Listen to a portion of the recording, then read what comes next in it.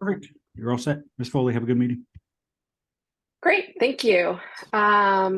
So welcome everyone to the conservation meeting on August 21st. We've got a full agenda this evening. Do you mind going to that next slide? Because I don't have the verbiage. Thank you. This meeting is being held virtual as an alternate means of public access pursuant to Chapter 20 of the Acts of 2021, temporarily amending certain provisions of the open meeting law. You are hereby advised that this meeting and all communications during this meeting may be recorded by the town of Scituate in accordance with the open meeting law. All right. The town of Scituate's commitment statement to diversity, equity, and inclusion. The Conservation Commission is committed to providing an environment of respect during meetings. We ask all members to interact in a polite manner, even when there is disagreement. We value the participation of our community and want all participants, including marginalized and minoritized communities, to feel welcome and respected. We ask our committee members and all who participate to commit to these standards to support and respect our community. All right. We've got a very full agenda this evening, so we're going to try and keep it running. Are there any updates or changes? Yes. Hi, Jen. So I think just right out of the gate, we want to let people know that the 74, 74 B and C are continued to September. So they're going to immediately continue to the 2nd September date, which you'll read when we get to that hearing. Mm-hmm. And then also there was a project that was advertised that did not make the agenda, and so that's going to be read and immediately continue to the 1st September meeting. So that was for 4 Garfield. So if you're on for 4 Garfield, we're not going to talk about that one either. And other than that, I think that's all. Okay. Can I get a motion on the agenda?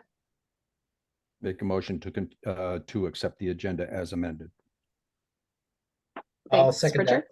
Yep. And a second from Doug. Awesome. All right. Do you want to do the Garfield vote one? Oh, Details. I'm fired. I'm fired. Details. Andy. Yes. Doug seconded it. Richard made the motion. Brendan. Yes. Awesome. All right. What about Jen? Oh, right. Man, today's going to be good. It's going to be a great meeting. Jen, yes. Awesome.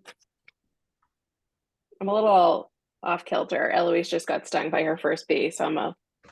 Oh, that's true. Okay, so the first one we're going to go to, which is a continued public hearing, is LEC Environmental Mark Manganello, and it's an ANRAD for 72 and vinyl. All right.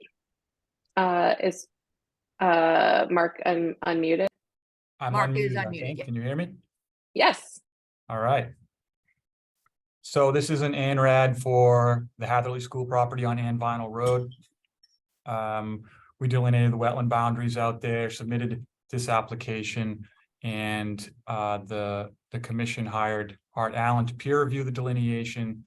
I met out there with Art a couple of weeks ago to review the line, and we made a couple of minor changes to the delineation and submitted revised plans reflecting those revisions. So I think we're in agreement with the wetland delineation. There's on this view you can see here on the screen in the lower left part of the screen, there's an isolated vegetated wetland that extends onto the property. And if you scroll down to the other sheet, I'll point out the bordering vegetated wetland on the northwest corner of the property, just up to the top there, which encroaches onto the property from off-site. So those are the 2 wetlands on the property. We made 2 revisions to that northwesterly bordering vegetated wetland. And like I said, we submitted a plan showing the revisions to the commission. There are a couple of typos that need to be corrected on the plan we submitted. There's a flag number that's incorrectly labeled, and the second sheet of the plan set is missing the revision date. So I've requested those revisions, but that aside, I think we're in agreement on the delineation. And if the commission has any questions, I'd be happy to answer them. Okay, thanks, Mark. Amy, and do you we want to have- kick us off? Sure, we have Art Allen from Ecotech, the commission's peer review consultant on the line. So just you want to ask Art any questions, but otherwise it looks like we're in probably pretty good shape to close this. Yeah, and I neglected to say there is a wetland system across the street, which we delineated as well. I believe it shows up on that first sheet of the plans. It's on the opposite side of Ann Vinyl Road, so Art reviewed that as well and agreed with that boundary. All right. Doug, you want to kick us off? Yeah, I don't think I really have any questions. I saw Art's review on that, and if he's good with it, I'm certainly good with it. All right. Brendan, I don't have any questions on this. Richard, I agree with Doug. my goodness. Doug, you're going to start them all. Andy, Same. I appreciate the thorough review. Looks good. all right. Do we have any abutters? If you have a question on this one, raise your hand, pressing the raise hand thing, and we'll get you. I'm seeing Seeing none. nothing. Okay. All right. Amy, so did you say we vote to close on this one, or is there? You can vote to issue an ORAD, which would be accepting this plan. Okay. I make a motion You can, that we, oh, right. Sorry, guys. This is fun. I'm glad there's 41 people watching. I will make a glad- motion. I'll make a motion to accept the ORAD on 72 Ann Vinyl. I will second that. there you go. Thank you. All right. And Richard Yes, I will too. I'm going. and Doug. Yes, and I'm glad you're the one chairing the meeting. Are you? Yeah. So and am I. Jen, yes. All right. All right. Oh, well, look who it is. So hold on. I've got to get my paper to open this. All right. All right. On August 21st, 2023 at 6 p.m., the Scituate Conservation Commission will hold a wetlands hearing under Chapter 131, Section 40 of the Massachusetts General Laws and Section 30700 of the Town of Scituate Code of Bylaws regarding the application of Doug Auberg for work related to an addition, removal of an existing shed, and plantings at a single-family dwelling at location 146 First Parish Road, Scituate. Abutters and other interested parties are invited to attend. Information to access meeting will be available on the agenda posted on town website. All right. Amy, do you want to kick us off? Well, sure. So we have the applicant, in this case, it's actually Doug Auberg for his own home. So Doug, you're unmuted. You can present your project. Okay, so the first thing I'm gonna do is recuse myself as a commission member for this particular project. So this, the overall proposal on this project, it really has to do with an addition we'd like to put on the side of our house. So you can see, well, for reference, at the bottom of the page is First Parish Road, so north is up. And there is our existing house, and to the right of that, you'll see a red rectangle. That is the proposed 18 by 24 addition. I say it's on a foundation, not a full foundation. It's not going to be a basement. It's be a crawl space large enough to access utilities. But that is the biggest part of the proposal. And then along with that, what we're going to do is there's an existing shed that is located, that bisects through the 50-foot buffer zone and is entirely within the 200-foot riverfront area. So we're gonna remove that shed. We are replacing it with a new shed that is a red rectangle Mhm. that you'll see up outside of the 100-foot buffer. That shed is actually in place now. It was one of those Reed's Ferry sheds. They came in and put that on blocks or in a gravel base.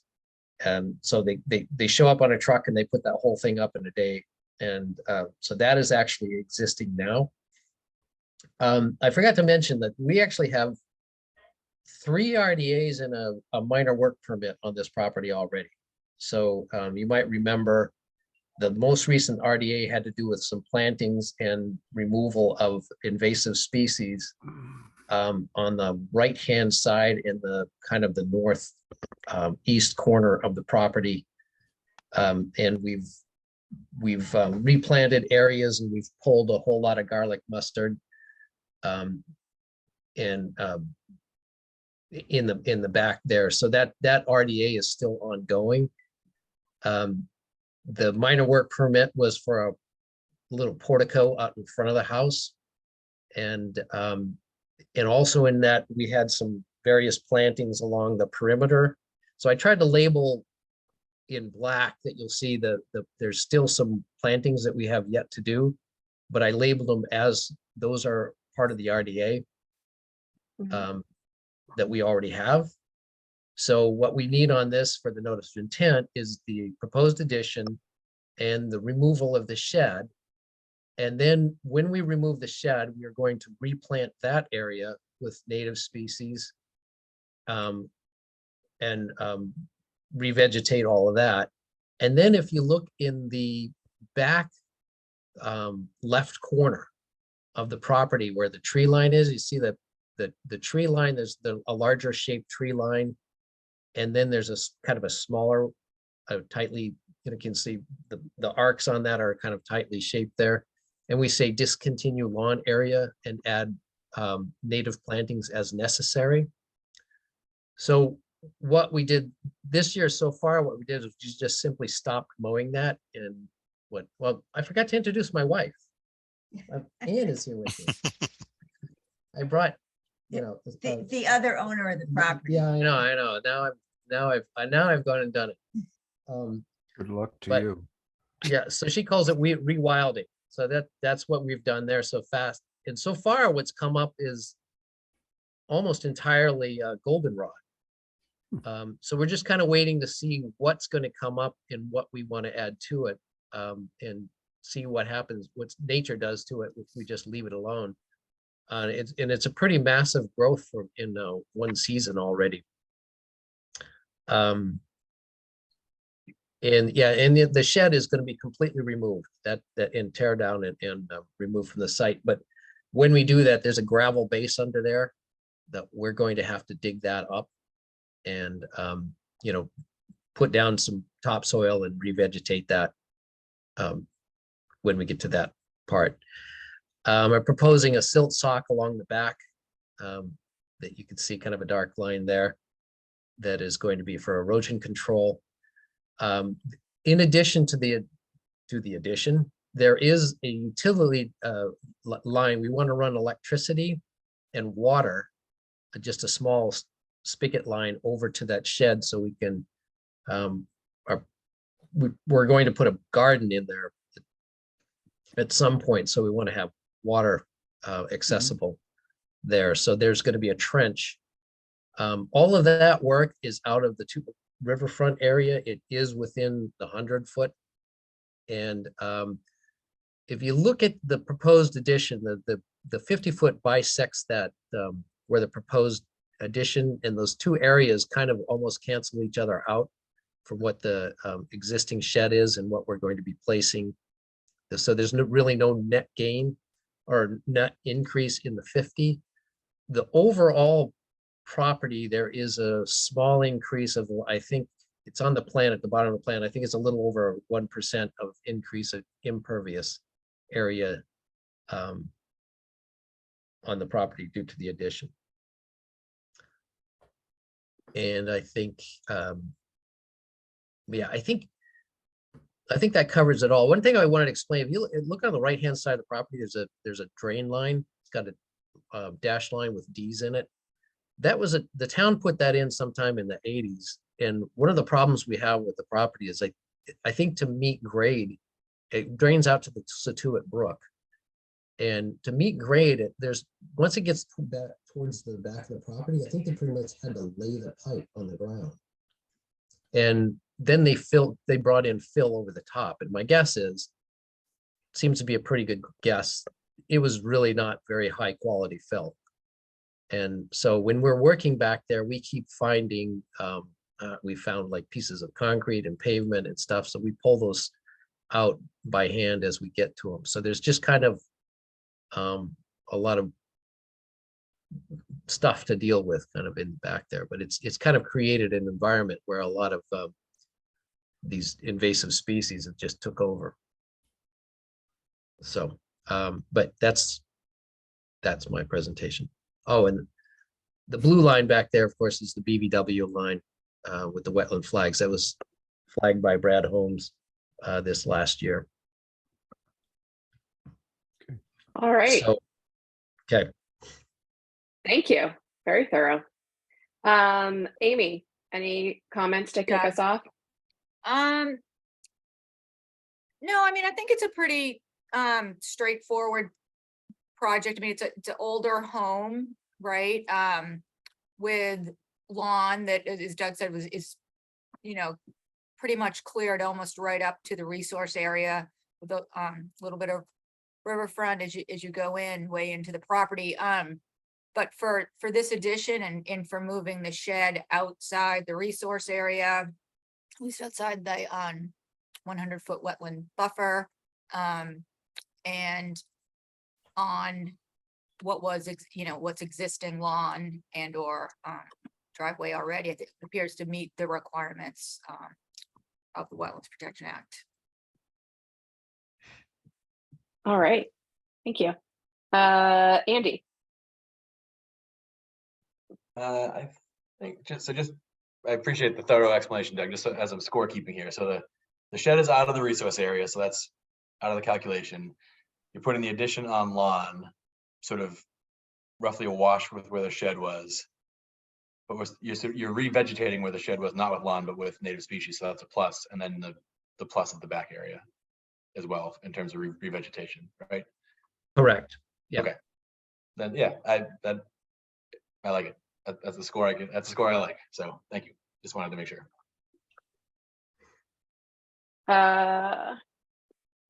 Richard. I have no problems. Just a curiosity question on your electrical and water line that you want to connect to the new shed. That going to be hand dug and what, 6-inch down and then refilled? Yeah, I'll leave that up to the contractor, but whether he's going to bring in a small piece of equipment to dig that.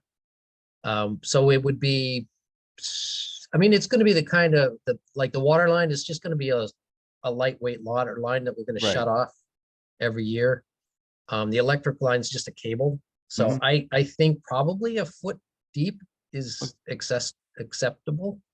You answered my question, really. Yeah. When you said you were shutting it off. That's what okay. Yeah. I'm good. Thank you. Brendan. I agree with Andy's scoring. And I appreciate that you said north was up, because I never really know which way north is on these things. So it just hit me as like, oh, I know which way north is. Not that it made a difference. I have no other questions. Thank you. I agree with you, Brendan, on the north thing.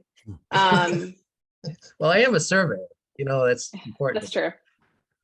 Yeah, overall, kind of the first thing we think is like, okay, what's happening in the 50? And there's so much coming out of the 50. So even though a portion of the new addition is in there, there's enough, I feel like, replication to kind of like wipe away that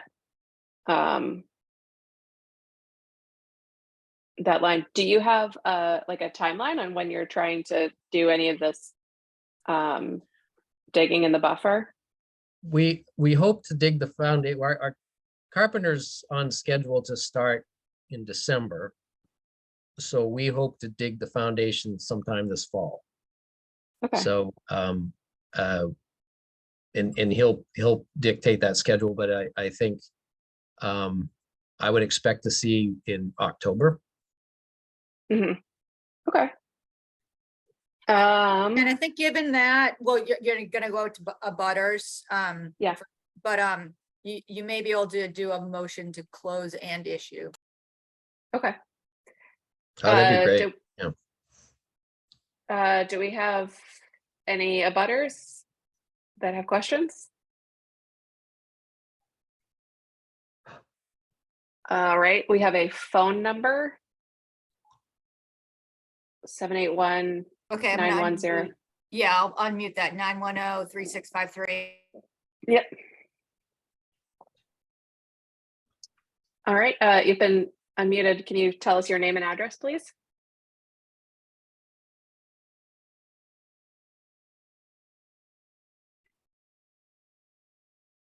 Or not? All right. Can you hear me? Oh, yes, now we can. I'm usually on the Zoom calls. This is Joanne Whitecoff. I'm at 154 Turner Road. I'm the liaison to the Conservation Commission from the Water Resources Commission. I just had a question, and I haven't, excuse me, I can't see anything because I'm coming, I'm commuting from work, and so I'm listening to the call. I was just wondering, there is a lot of talk about vegetation and this new shed, and if you use any water catchment at all on your property to deal with your watering needs. I mean, you were talking about a new spigot and this and that, which is all fine, but do you use water catchment at all? Either barrels or cisterns or anything Rain like that? barrels. Yeah, we have a rain barrel So you that's right. There's going to be placed at that shed. So our idea is put the garden out front. We don't water our lawn, first off, at all. So the water will be for the watering a garden. We have a grain barrel that we picked up this year, and so that's going to be placed right on the south side of the shed, and that's going to be fenced in for the garden. And yeah, I'm going to run some gutters to fill that barrel, and hopefully that helps. Yeah, you might need more than one barrel, but that's just in my experience, they fill up after one rainstorm, and depending on what you want to do. Well, that's great. That's all. That's really all. I just wanted to, because it sounded like the perfect property for water catchment. Thank you. Yeah, no, thank you for that. I completely forgot about that part of it, but yeah, so I'm glad you asked. Excellent. Thanks, Joanne. Do we have anybody else? I'm not seeing anything. I'll take a motion. I'll make a motion to close an issue for 146 First Parish Road.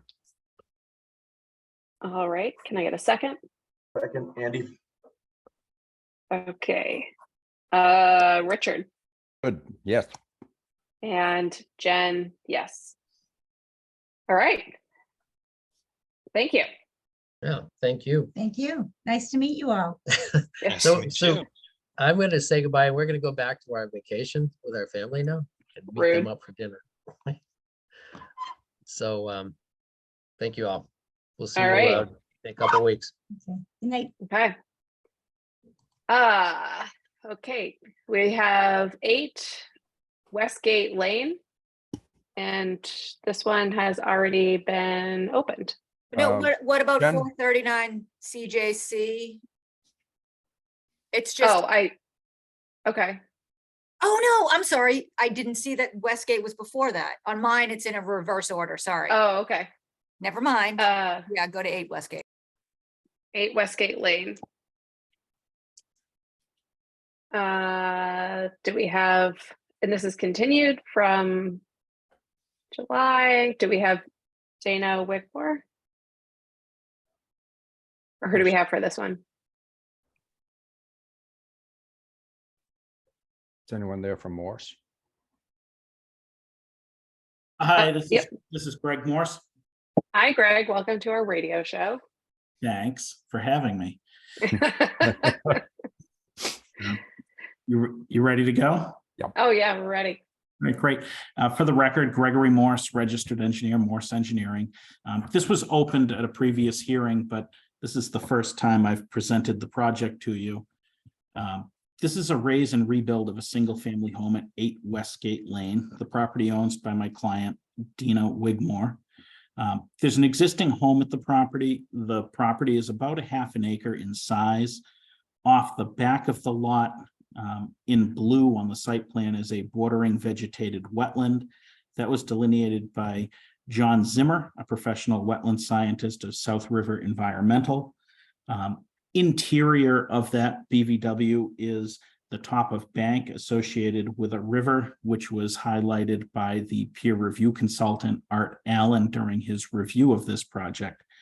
We've since located the top of bank associated with that river. Those are the purple flags that you see.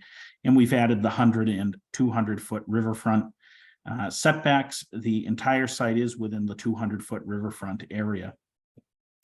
There's an existing home on the property, an existing septic system, an existing driveway. The property has been in significant disrepair. It did go into foreclosure. My client bought it from the bank.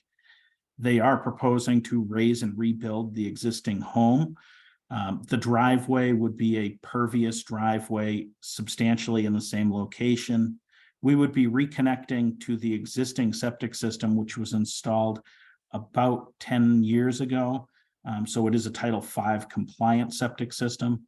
The new house is a little bit larger in size. It is outside of the 50-foot buffer to the bordering vegetated wetlands.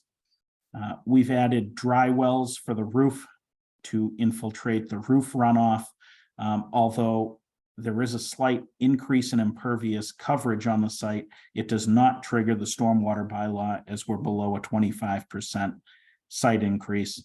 We are including the dry wells, however, to mitigate the increase.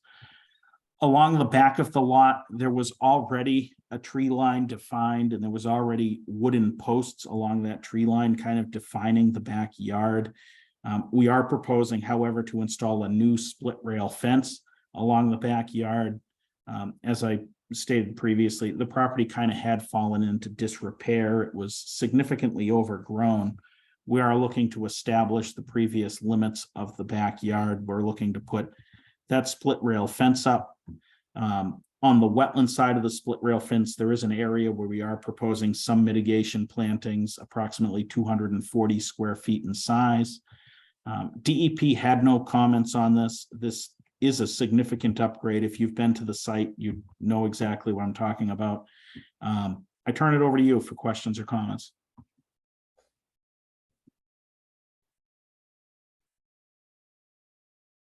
Hi, Jen. All We right. have Art Allen from Ecotech on the call on this one as well. So maybe we'll just hear from Art just to sum up his Sure. thought. Yeah, hi, Art Allen from Ecotech, peer review consultant for the commission. I was on site with Amy on July 19th of this year.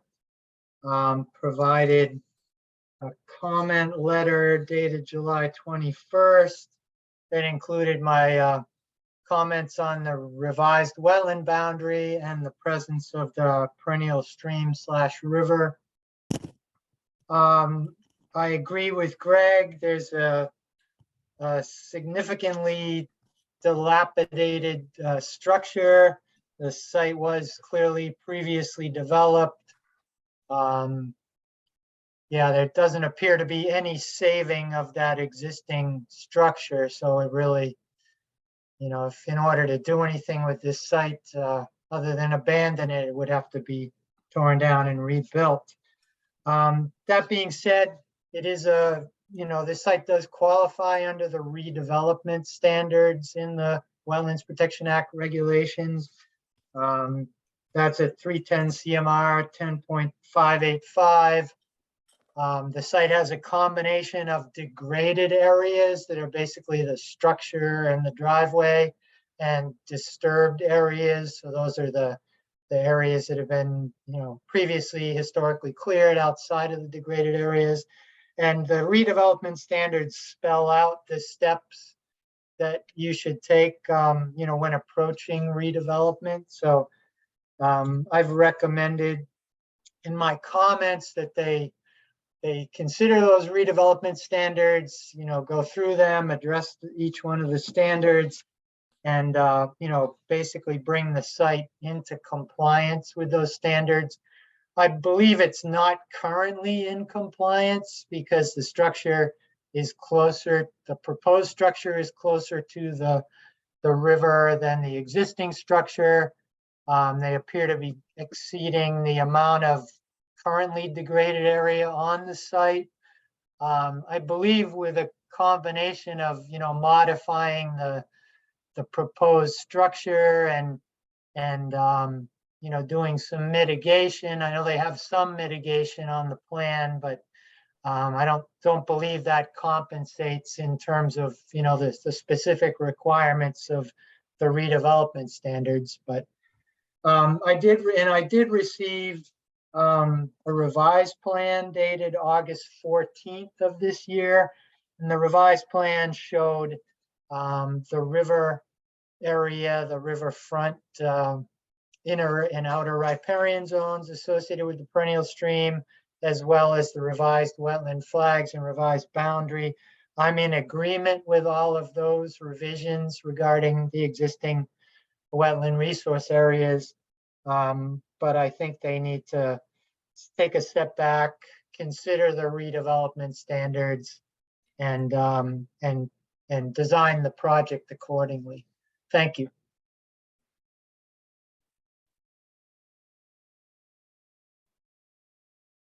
All right, thank you, Art. Amy. Well, so I guess I don't really have anything to say in addition to Okay. what Art has just said. So, yeah. Okay. All right. Brendan. Um, yeah, I guess, I don't know what to say.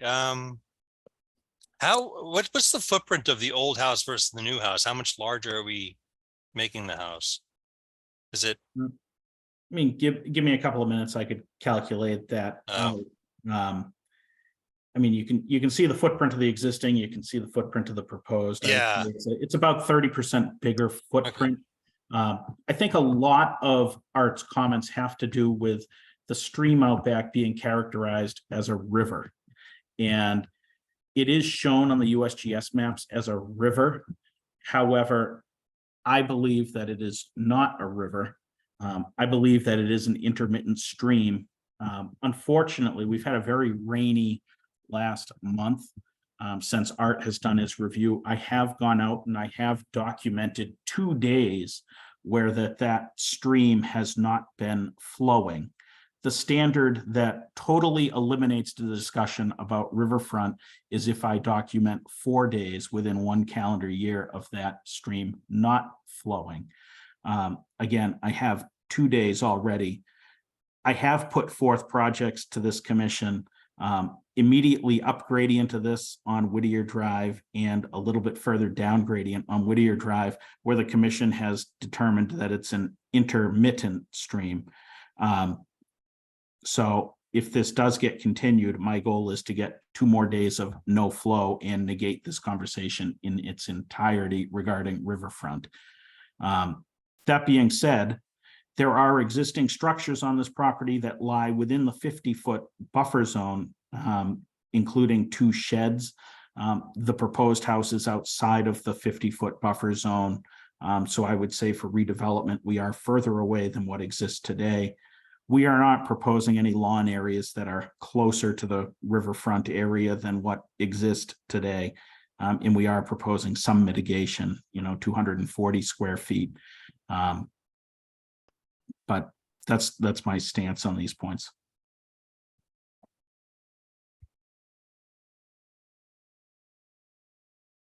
Okay. Richard, Well, my first thought is, if there's going to be a discussion between stream and river, then obviously I'd like to see this continued so he has a chance to make his point. The second thing that I had to say is I kind of like a little more than 240 square feet of mitigation.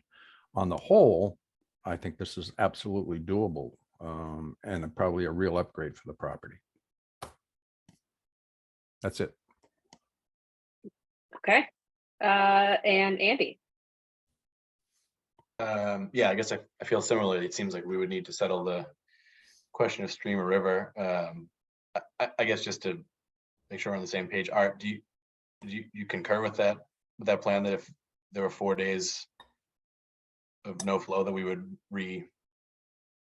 reclassify the river stream?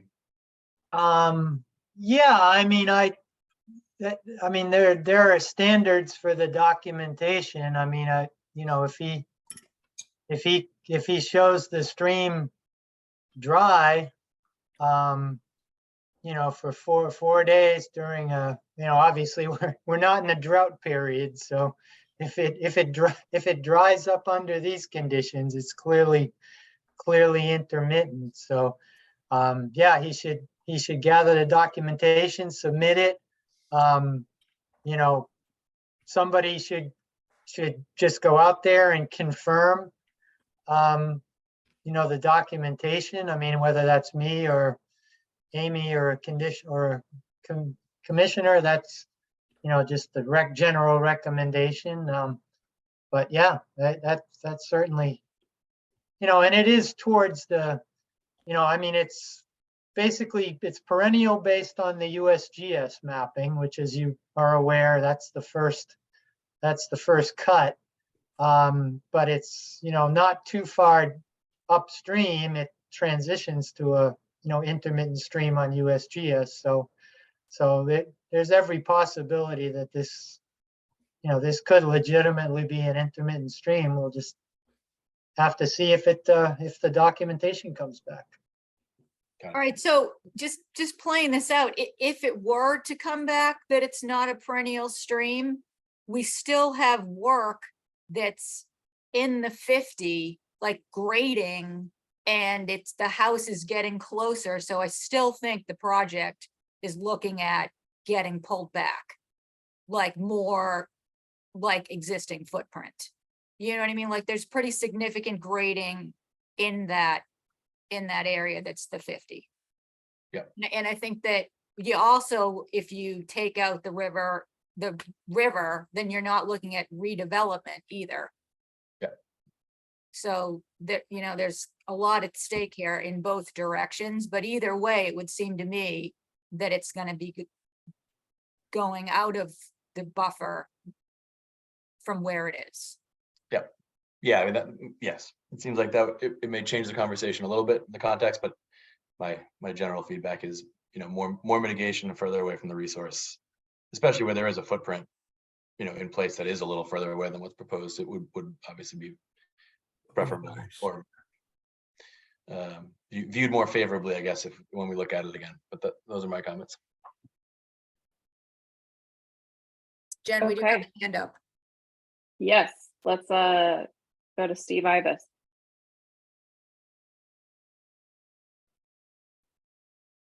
Steve, you're on.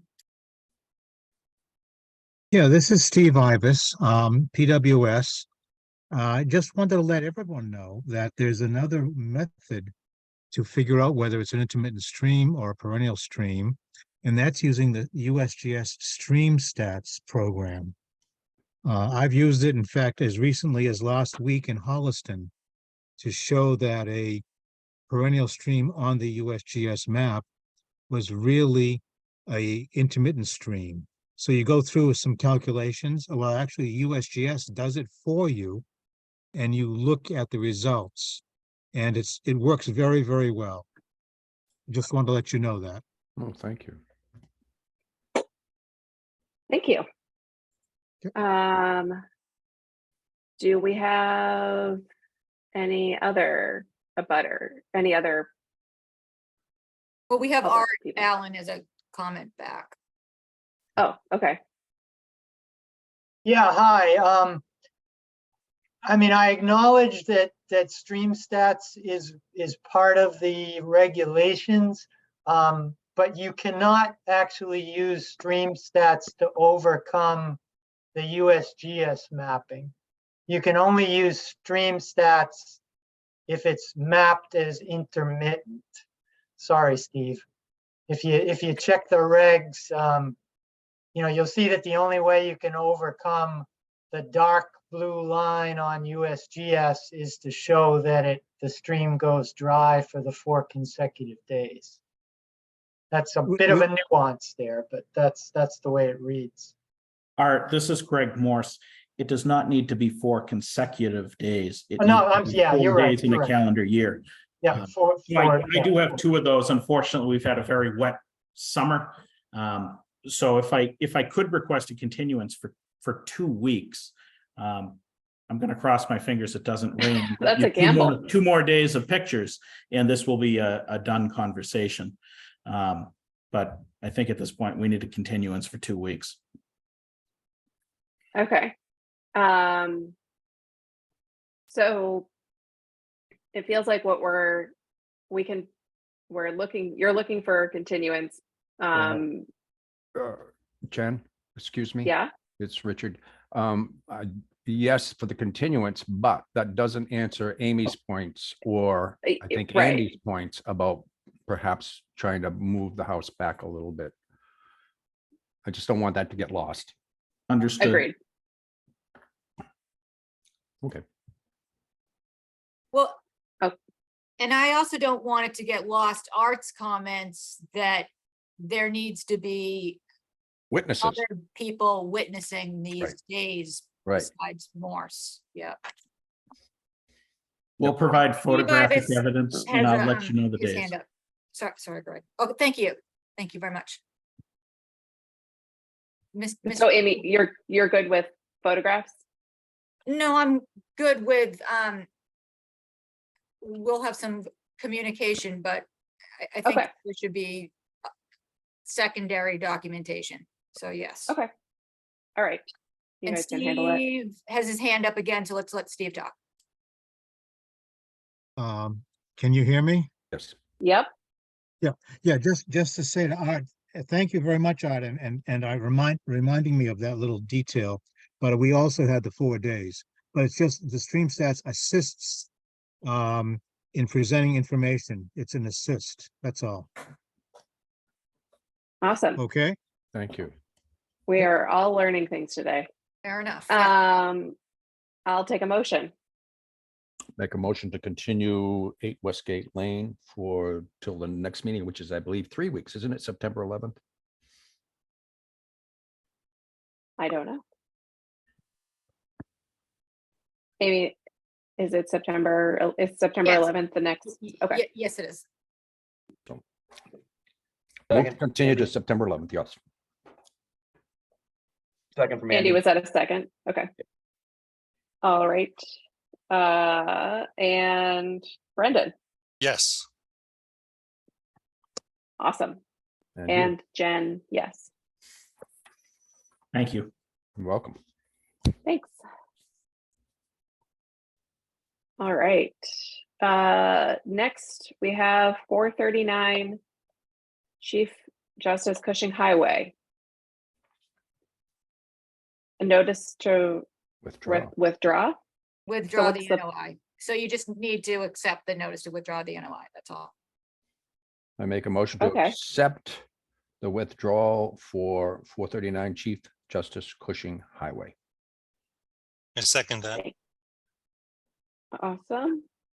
Andy, Yes. Jen, yes. Okay. All right. The next one we have are two that we tend to put them to, they were together at the last meeting, at least for the purposes of discussion. And that's 74C and 74B.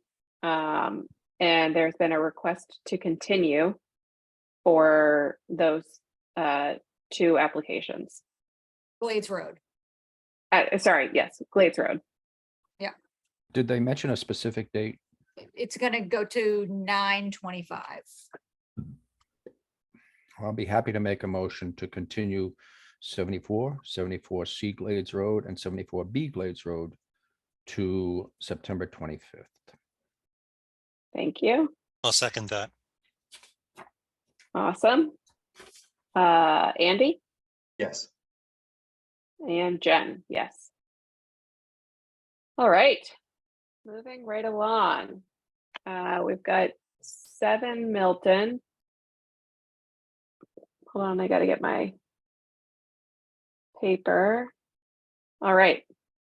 On 8/21/2023 at 6 p.m., the Scituate Conservation Commission will hold a wetlands hearing under Chapter 131, Section 40 of the Massachusetts General Laws and Section 30700 of the Scituate Town of Scituate Code of Bylaws regarding the application of Ed Fapiano for work related to a raise and rebuild of a single-family dwelling at location 7 Milton Street, Scituate. Abutters and other interested parties are invited to attend. Information to access the meeting will be available on the agenda posted on the town website. And we have Ed Fopiano is on the call. All I right. am. Can you hear me? Mhm. Yes, we can. How y'all doing? It's great. It's Monday, full of opportunity.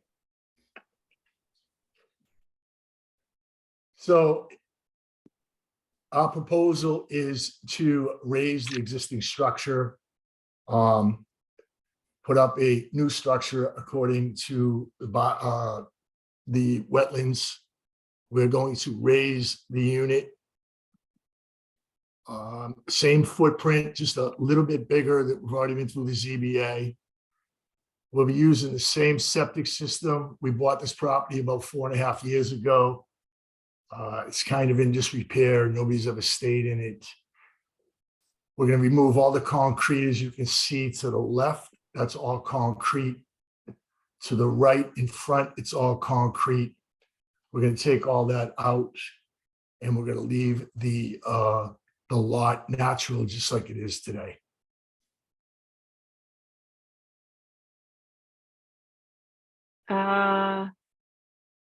Okay. Are you going up on pilings, Ed? We are. I'm sorry. Here's the piling plan right here over to the right.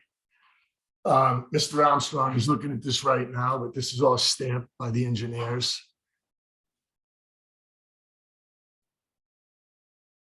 All right. Amy, anything to kick us off? Sure, so your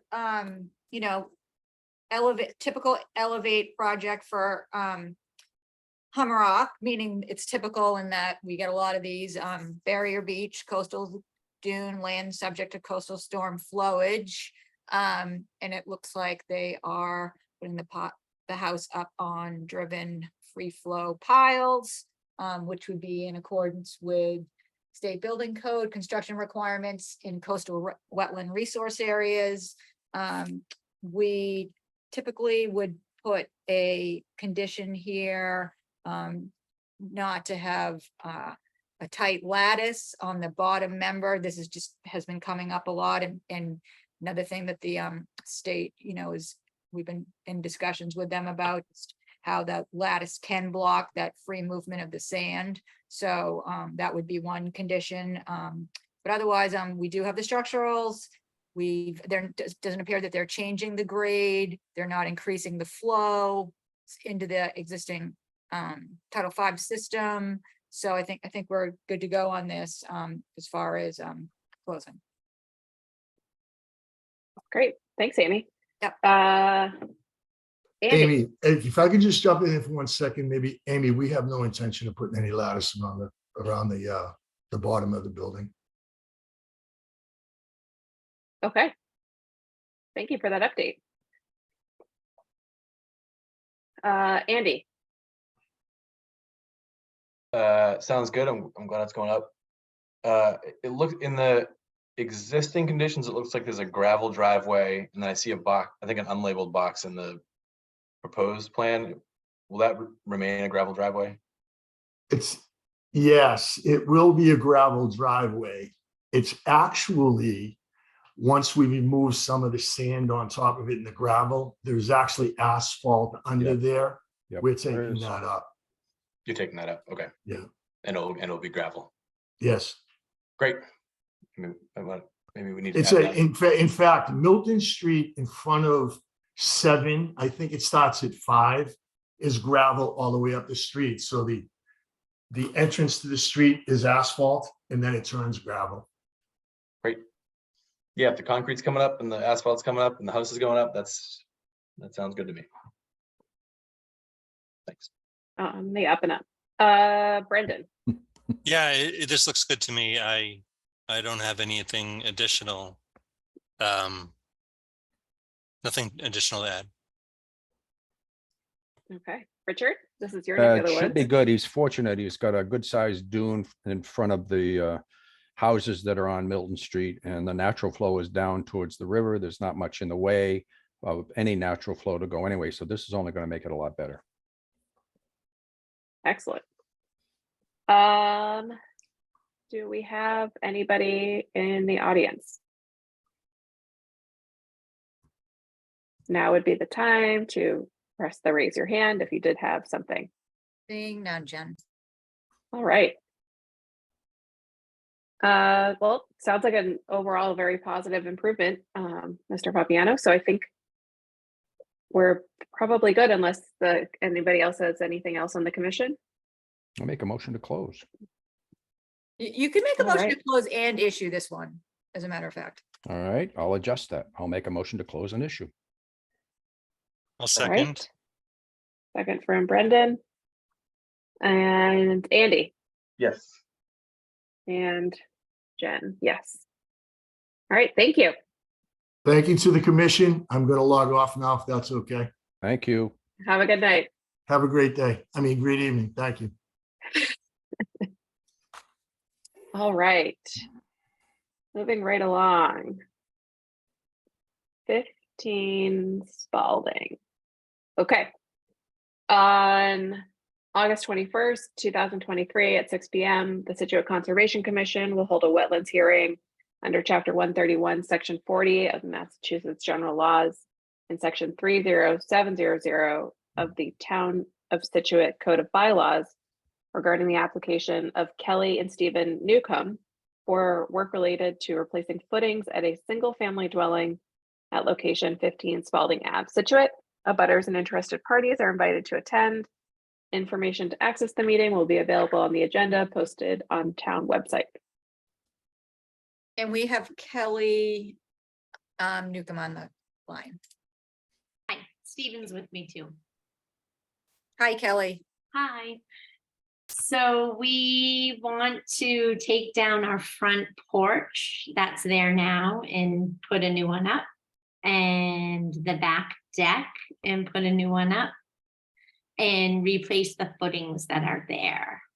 They were, once upon a time, somebody dug a 3-foot hole and threw cement blocks in there and built the structures out front and back. The 3.5 foot footings. 3.5 foot. Cinder block. Okay. And they're inland subject to coastal storm flowage, so that's why they're here. Yep. Okay. Amy, is that, do you have any other comments on it, or is that it? No, on this case, they're in a zone, not right on the ocean. And it's sonotubes, 18 of them. So that's why they're here for a notice. Although unfortunately though, Kelly, there last we checked, which was this afternoon, the DEP had not issued a file number. And we really can't close without that DEP number. Well, unless they close pending issuance, but if it's a little bit at risk, because if DEP were to, come out with a comment, then we would need to backtrack. But I think for this project, the risk is probably quite minimal. It seems pretty straightforward, and I think it's something that set of orders can be conditioned for this project. Okay, I probably have that in my email somewhere because Jennifer did tell me that the DEP didn't issue a number and I had to call somebody in Middleborough, or I had to email Lakeville. Lakeville. She had sent it to Boston originally. They cashed a check, but I guess it was never sent to Lakeville. So that's probably the holdup is they just, they do a small review. We administer the state wetlands protection act here, but they do also, put their eyes on it just for some completeness. So before they issue a number, they'll just take a quick look at that. So if it's not there, you should get it to them as soon as possible, and they'll probably get a number on it sometime this week. Okay. So Amy, we haven't gone through the commission yet, but are you suggesting that well, maybe we'll circle back to that after we go through the commission. Andy. I don't have any big questions. So just to confirm, you're replacing the deck where it stands on sonotubes, is basically the gist here. Yeah, the back is just a deck and the front is like a 3-season porch. Yeah. Okay. And you're building that back essentially as Yeah, exactly how it is now. Yeah, seems straightforward. I'm good. Okay. Brendan. It looks straightforward. I have no additional questions. Thank you. Perfect. And Richard. I'm good, thank you. All right. Amy, so are you suggesting it be continued because there's no DEP number, or closed pending it? Well, we've done it either way. I mean, it either gets continued to the next meeting pending a number, or we could close it pending the issuance of a number, which I would think if the document gets down, we can't issue without the number. Let's just put it that way. So I think you can close, but I did send an email after Jennifer gave me the Lakeville address. And that maybe 3 weeks ago. if it's been 3 weeks, then you need to follow up on it again, because there must be something else holding it up. We had already cashed the check, so. Right, but it's at the regional office, so I would, Call yeah, give them a call. I mean, I can send somebody an email up down there and ask what's up, if they can find out, like from my contact. But anyway, so what to do tonight? It's either continue it, or if there's no other issues, or just close pending the DEP number. And if it issues in the meantime, we'll be able to put orders out at the next meeting for you guys to vote on. But if something comes up with it, I don't know, it could kind of go back into the pen. So that's, I hate to leave it open, but that's the risk. Okay. Kelly, is that, do you guys have do you want to continue it? And it would be just super quick at the next meeting? Well, so close it and get a number, a DEP number to you? Is that? Well, if we close it and pending the DEP number, and there happens to be an issue with it, then it's just more complicated versus if we continue it, there's no risk. It just kind of like lives in a holding pattern until we get that DEP number, and then we close it with that on the chance that DEP had any comments. So if the DEP number comes in tomorrow or the next day, then it's closed, or wait till next It would be month? at the next meeting. We prefer not to do that if we. if we Either could. way, you're not gonna get your orders before the next meeting. Just so you know, because that's how we are gonna close it. So it's gonna be at least till September 11th or the week after before you get this piece of paper. Just as a recommendation, this is Richard, I'd say we should put it on the schedule for September 11th. If they get their number, then we should be able to close an issue. Sounds like a good plan, Rich. Okay. Let's go that way.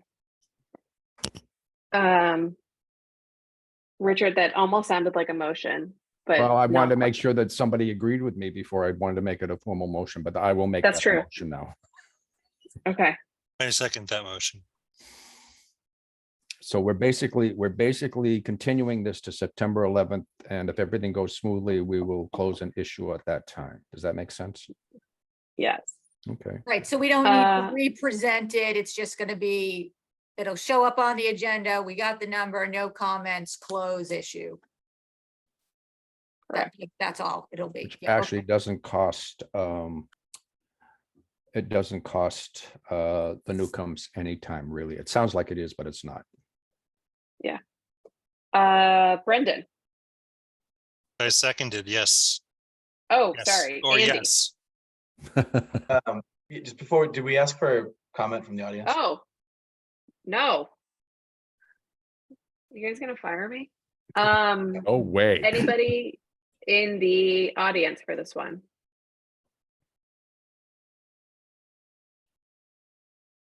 Nothing.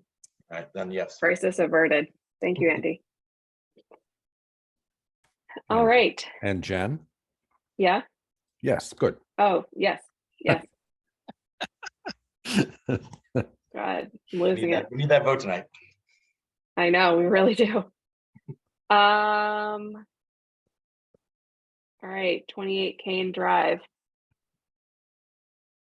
On August 21st, 2023 at 6 p.m., the Scituate Conservation Commission will hold a wetlands hearing under Chapter 131, Section 40 of Massachusetts General Laws and Section 30700 of the Town of Scituate Code of Bylaws regarding the application of William and Zena Cronin for work related to septic repair at a single-family dwelling at location 28 Kane Drive, Scituate. Abutters and interested parties are invited to attend. Information to access meeting will be available on the agenda posted on town website. And we have Rob from Grady Engineering on this. Good. Great. This is Rob Carlzon from Grady Consulting. This is the septic repair plan for 28 Kane Drive. Basically, this is just a straight repair. This is an existing dwelling on Kane Drive with an existing septic system.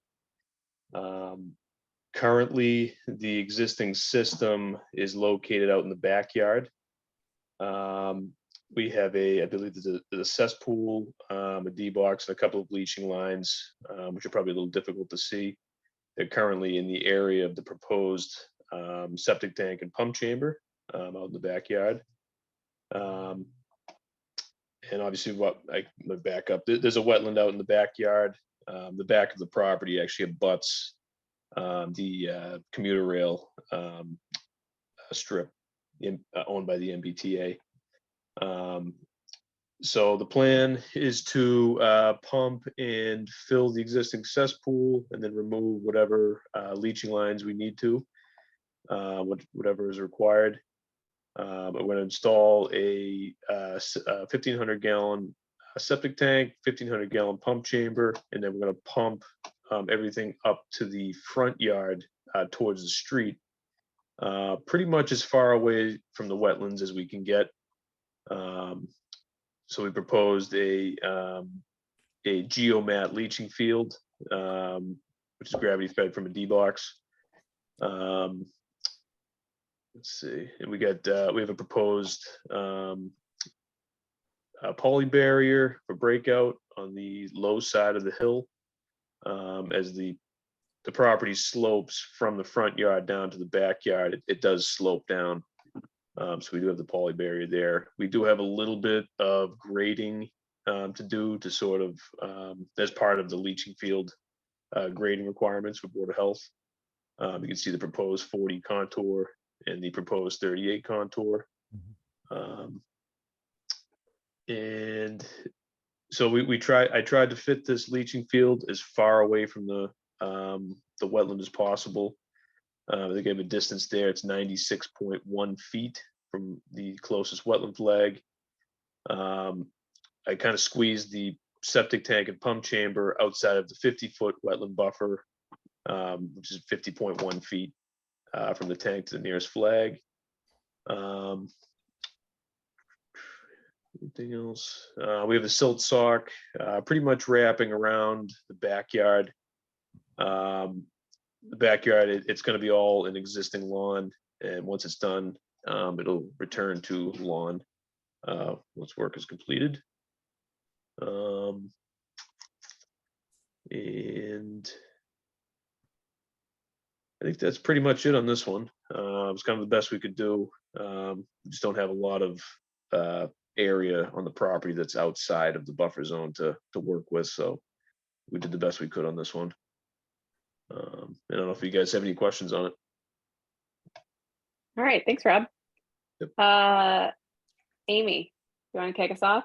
Sure, yeah, so, I mean, like Rob said, it's a Title V repair job with wetlands all in the back towards the commuter rail.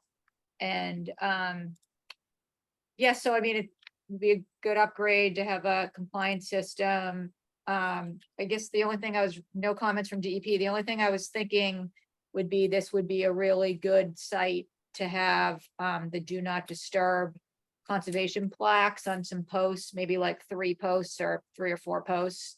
Because I can see over time here that the backyard is kind of crept down a little bit. And you can see how tight it is with the 50.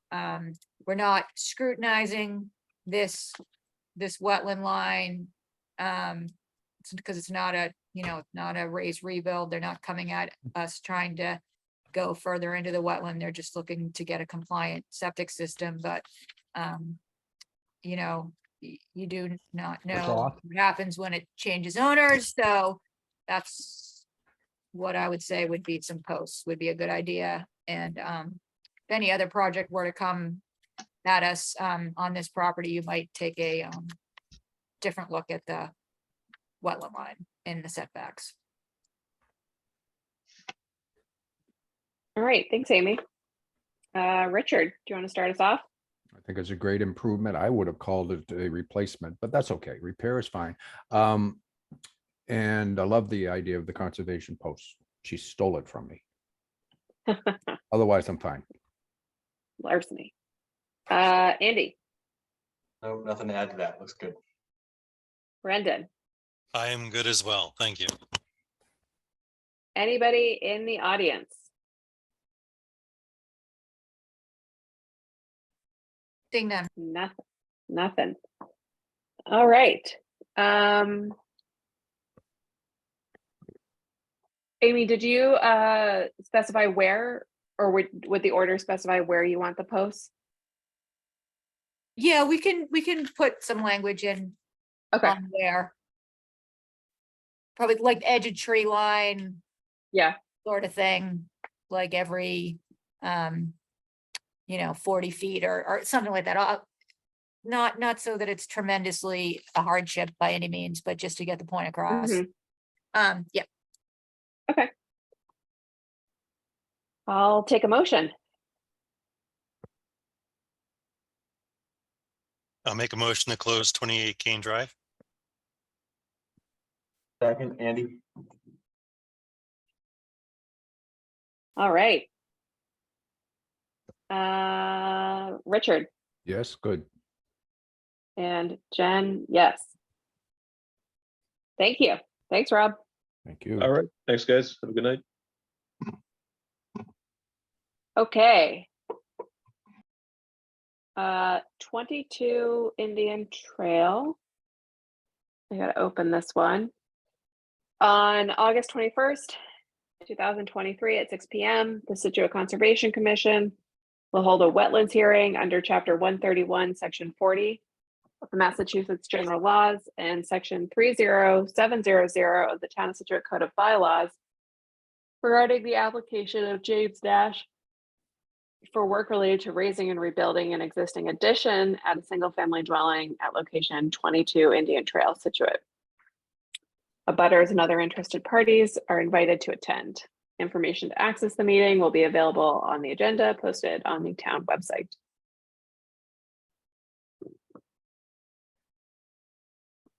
Who do we have for this one? So I'm just unmuted Rob from Grady again. If it's not Rob, it could be a phone number. So if it's, raise your hand. Oh, Jim Nash raised his hand. Okay, hold on.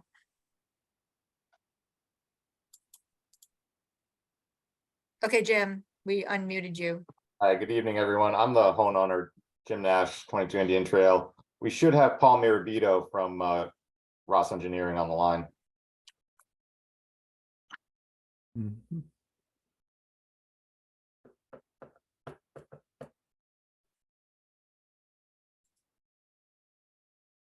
Are we not seeing Paul? No, we're not. No. Okay. What do we do then? Well, why don't we just go on to something else? Well, though that would end our public meetings though, so this is our last public hearing, so Right. we really should wrap it up. Jim, do you want to try to present what your project? Well, I've hired the consulting firm, so I'd prefer to have them present. Let me give him a quick call.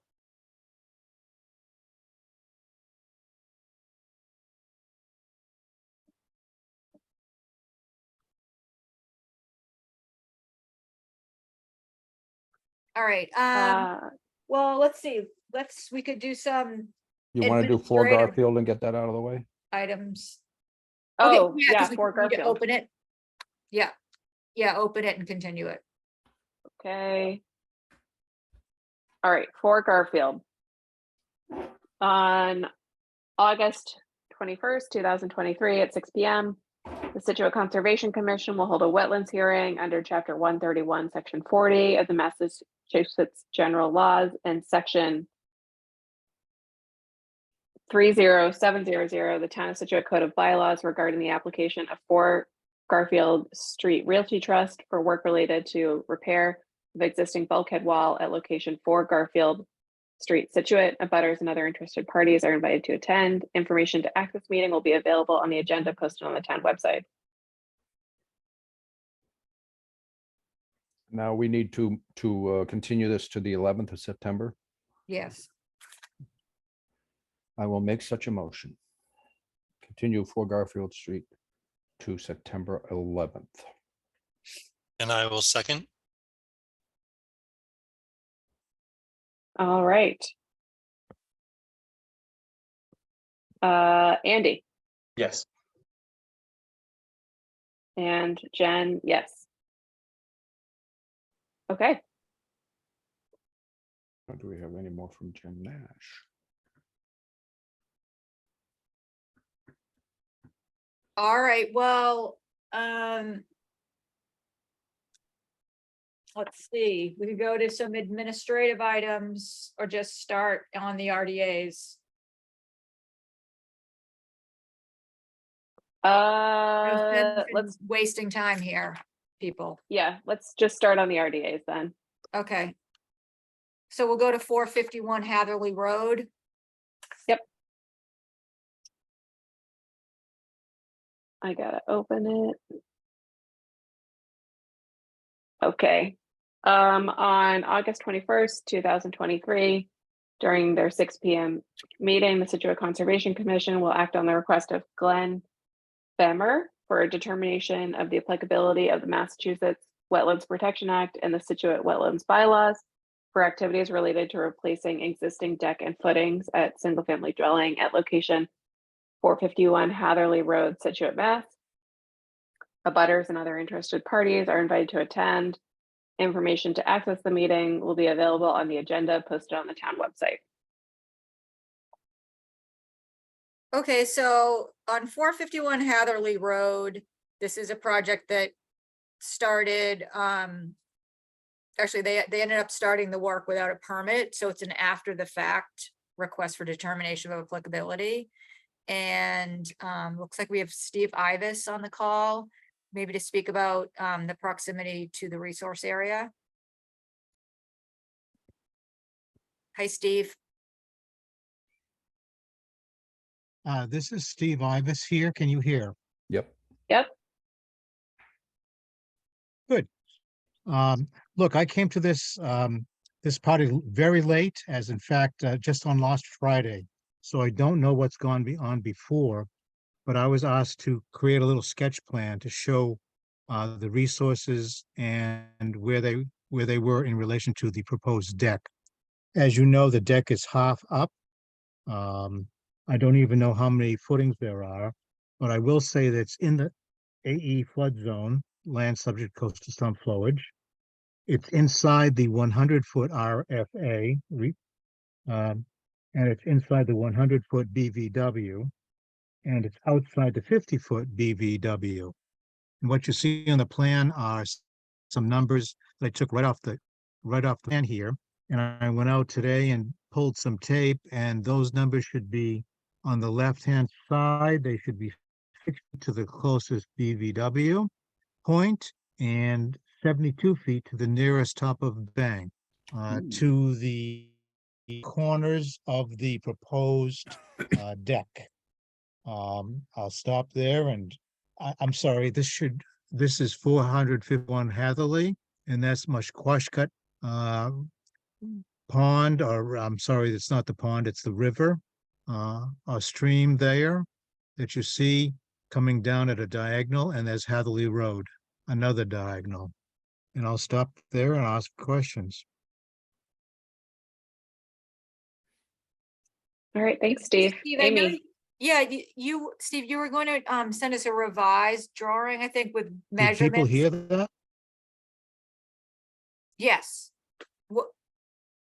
Yes. We didn't receive a revised drawing after this one, but I think there was going to be maybe measurements that were changed. So you cut out when you said what the closest point of work is to the BVW. Could you just repeat that, please? Yes, certainly 68 feet to the closest BVW point, which would be the left point. Okay. And the closest to the top of bank is 72 feet. And I measured that in the field today with some tape, old tape. Okay, and from what I know from the project, that the owner was replacing an existing deck with a slightly smaller deck. So the whole thing was, it was just started without permits, and it should have been permitted due to its presence in land subject to coastal storm. That's what I understood as well, Amy. Yeah, and Yeah. the proximity to the resource area, but it would appear that this would meet a negative 3 or a negative finding. Either one of those Okay. negatives, yes. That's what I would guess. Yeah. Okay. Let's go around the board. And Richard. one more thing, Oh. I should say that they started on the footings, and there is some soil excavated, but there is a old wood stockade fence, which is preventing anything from moving toward the resources. All right. Thanks, Steve. Richard. Actually, the only thing I would ask, and I'm glad to understand that this is a replacement for a larger deck. I would just like to know the difference in size, just for the records, really. How big was it and how big is it going to be? And if we don't have the I'm answer to sorry, that, I I'd love it wasn't at some given- point. Yeah, I wasn't given that information. Sorry, Richard. That's okay. At some point, I'd like to have that, at least for the records. Oh, maybe it Well, is here. certainly. Mhm. Mhm. I wasn't even given this information. That's up. All right. Brendan, I don't have any questions on this. Besides Richard's, Okay. actually. okay. Well, the application is And saying we that can they're get those numbers replacing to you for very in quickly. kind. I'm sorry, Amy? Sorry, Amy, can you go ahead? The application states that they're replacing in kind. Okay. Okay. I'd stick with my request. In kind is nice, but that doesn't tell us what it is. In terms of size. Okay. Yeah, yeah. Andy, did I go to you or did I go to Brendan? You went to me. Okay. Andy. Yeah, I guess it would be good to get those dimensions. I assume if it's being represented as in kind, if we found out later it was larger, that would be exactly right. Would be right, not what we gave a -3 to, right? So I guess I'm good if, and would be good to see those dimensions, but otherwise good. All right. Do we have anybody in the audience?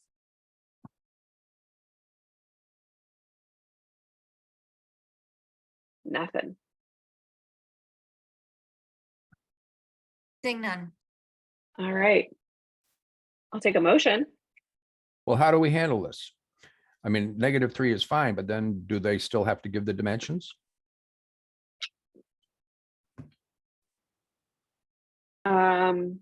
Yes, you can issue the -3 after we provide you with the information.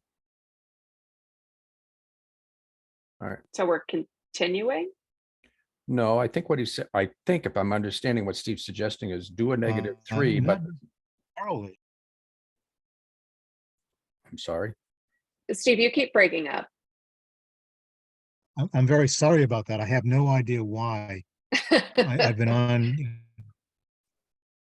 Sorry, it's just not my day, but that's okay. Yeah, I'm suggesting to issue and issue the -3, but not provide it to the client or the applicant until there is some detail on the size of the deck. I will tell you, just to support that, when I looked at the deck today that's half done, there was a portion of the deck that looked like the old deck continued on the side of the house, and the new deck was not extending that far over linearly. Just to let you know what I That's observed. helpful. No, that's helpful. Okay. Yeah. Amy, would that work for you that we issue but not hand it to them or whatever Steve said? Yes, that's fine. I'm trying to go on the building department website right now to pull it up, but not happening so quickly. Okay. But anyways, yes, we can do that. Then I'd make All a right. motion for a -3 pending the receipt of the dimensions of both the old deck and the proposed new deck. Second, Andy. Awesome. Brendan? Yes. Jen? Yes. All right. Thank you, Steve. Thank you very much, everyone. Good night. Thank you. All right. 26 River Street. Jen, I'm seeing Jim Nash with a hand up. From The Indian Trail. Amy, how do we Well, just handle Jim, that? what's going on? Paul is on the line. He's been on the line. I think the problem is his handle is identified as iPhone, so he wasn't able to unmute himself. Okay. All right, well, let's finish the RDAs and we'll circle back to you guys. Thank Fair you. enough. Thank you. Okay, 26 River, yeah. Okay, 26 River. All right. On August 21st, during their 6 p.m. meeting, the Scituate Conservation Commission will act on the request of Kevin Murphy for determination of applicability of the Massachusetts Wetland Protection Act and the Scituate Wetlands Bylaw for activities related to replacing existing deck and stairs at a single-family dwelling at location 26 River Street, Scituate, Mass. Abutters and other interested parties are invited to attend. Information to access the meeting will be available on the agenda posted on the town website. Okay, so this is a homeowner project as well, 26 River. If this person could raise their hand, because I don't see a Murphy on the line. But we've definitely spoken with them about the meeting and so on and so forth. I think it's a pretty straight up couple of footings on the bottom of the landing. Barrier beach, coastal dune. Land subject coastal storm flowage. Would I'm appear not seeing meet the anybody with their hand requirements. raised. Yeah, it would appear to meet the requirements of a negative finding. It's a small scale scope project. It is. Okay, what do you want to do if nobody's here to present it? I think that you could probably vote on this one for a negative finding. And Frank has joined the meeting now too, by the way. Okay. All right, so Brendan, Richard, Andy, do you guys have any questions on this one? I agree. I know the house. I was by it today. Okay. I can absolutely agree with Amy that it's a pretty easy situation. And Okay. as long as she's good with it, shouldn't be an issue. Andy? Yep, agreed. It sounds like it is a -3. Brendan? I am good. Okay. I'll take a motion. Make a motion for -3 on 26 River Street. I'll second that. Okay. Andy? Yes. And Jen, yes. Frank wasn't here, so he skips this one. Well, there he is. Sounds good. Okay. Okay. Moving on to 25 Lotus. But you could relinquish your chair if you wanted to. She can do another one if she wants. Oh, I'll do that. This is the last one that I'm retiring. All right. 25 Lotus Ave. On August 21st, 2023, during their 6 p.m. meeting, the Scituate Conservation Commission will act on the request of Constantidis for a determination of the applicability of the Massachusetts Wetland Protection Act and the Scituate Wetlands Bylaw for activities related to septic repair at single-family dwelling at location 25 Lotus Ave, Scituate, Mass.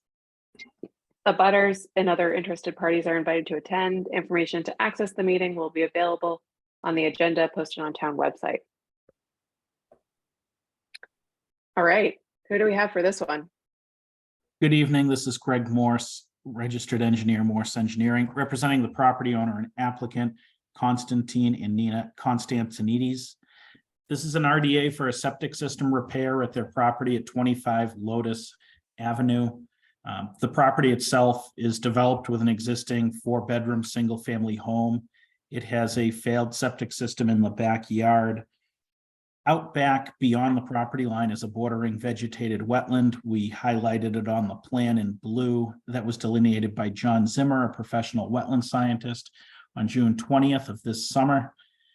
Off of that in red is the 50-foot buffer zone, and in green, the 100-foot buffer zone. What you'll see is that we're proposing a new tank in the backyard. That's where the existing plumbing comes out of the house. From there, the effluent flows over to the left side yard on the southerly side of the house to a pump chamber in a pressure dosed leaching field. That is entirely outside of the 100-foot buffer zone. The only work inside the 100-foot buffer zone is installation of the tank. This isn't just a regular septic tank. This is a treatment tank. It's known as a microfast denitrification septic system. So it's one of the higher end type of systems. It is all located outside of the 50-foot buffer. We have an erosion control barrier between the limit of work in the 50-foot buffer zone. It's an area that's previously been altered as lawn or garden space, and it would be returned as such post-development. This is not an increase in flow. This is a replacement of a failed septic system. The resultant being that the new system is largely located outside of the 100-foot buffer zone.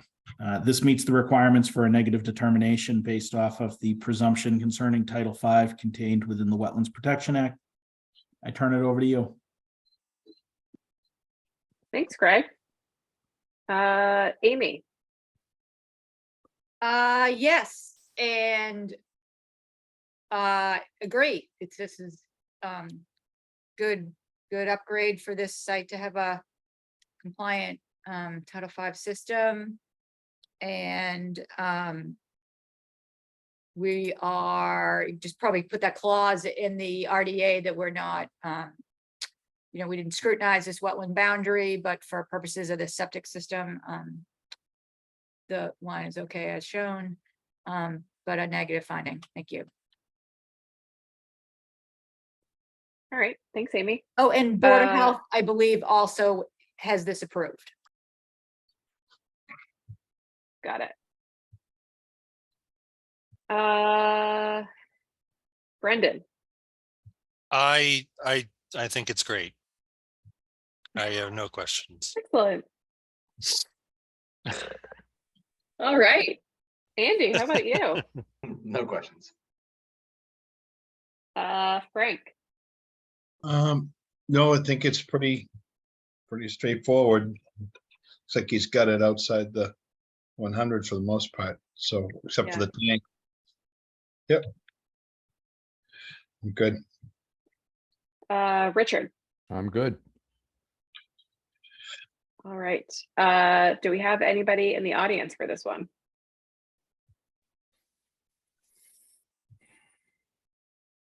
Nothing. All right.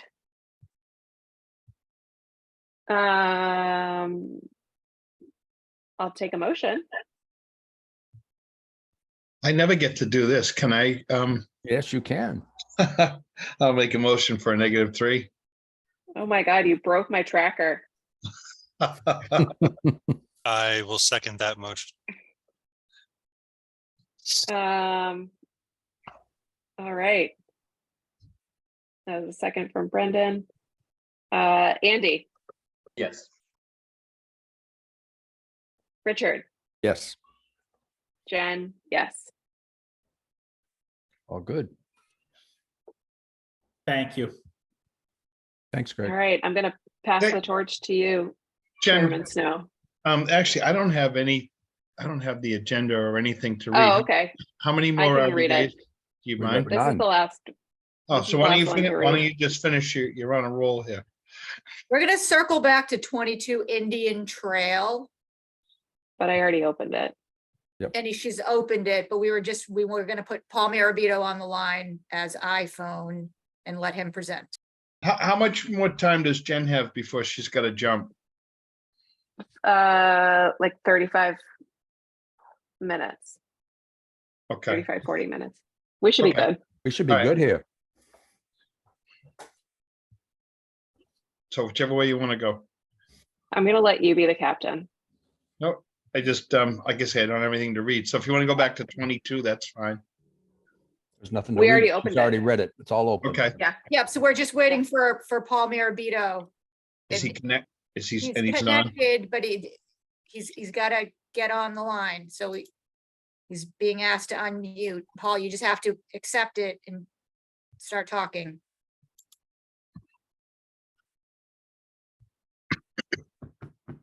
We have Jim Nash on the line. Yeah, I'm the homeowner. If we can't figure out the technology, then I'll just do my best to present it myself.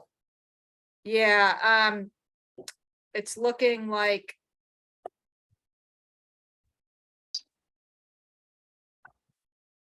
Yeah, we've given permission, so, Do you want to do that last one and then see if you, couple more minutes with Paul or? That is the last one. yeah, we've Yeah. circled Oh, through okay. them all, and All right, so I guess let's let the owner explain what he's doing. All right, great. Thanks for allowing us to present here. So we are planning to raise and rebuild a family room, which you see sitting on the, I guess that's the southeast corner of the existing dwelling. You have the bordering vegetated wetland in the back of the property there, flagged along the existing tree line, and the 50-foot buffer marked, which goes right through the house as presented. So we're rebuilding that family room. There'll be a crawl space underneath. There's an existing shed you see marked there as well. That will be removed.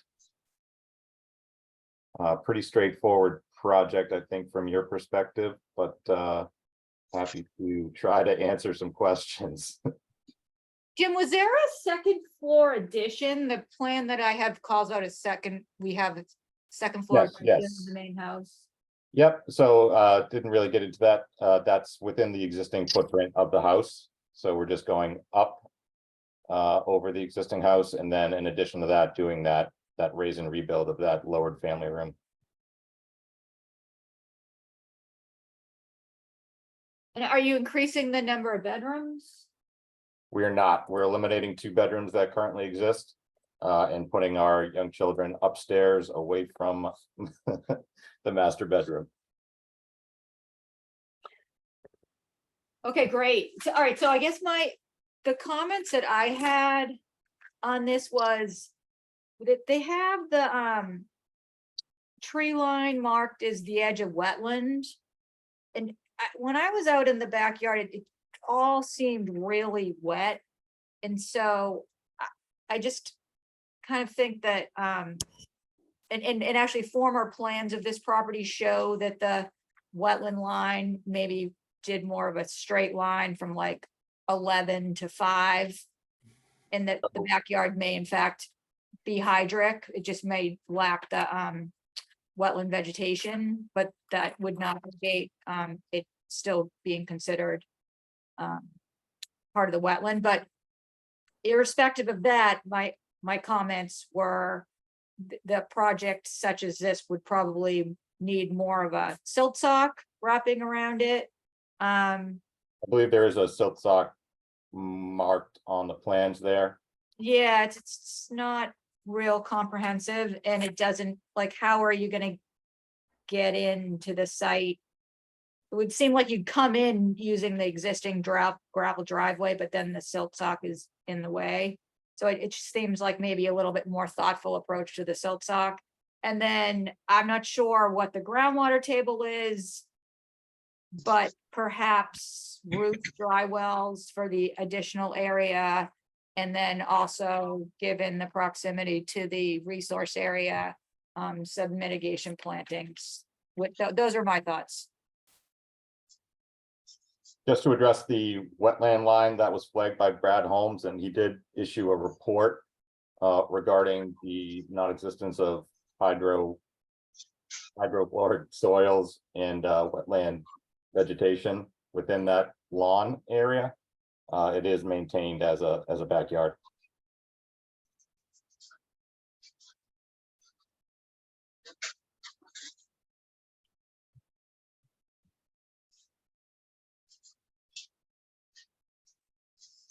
Additionally, that spot where you indicated there might be an issue with entrance to the property where the silt sock is, that's just our current driveway, walkway.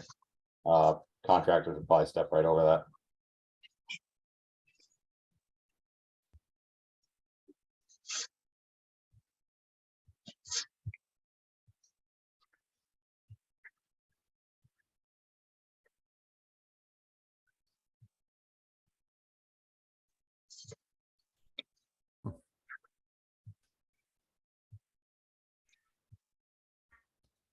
So Jen or Frank, Jen, can I ask a question on the property owners? So we're seeing an existing dwelling and it's crosshatched in blue, and then we're seeing the proposed addition. So is the crosshatch thing in the center, is that a second floor over the existing building?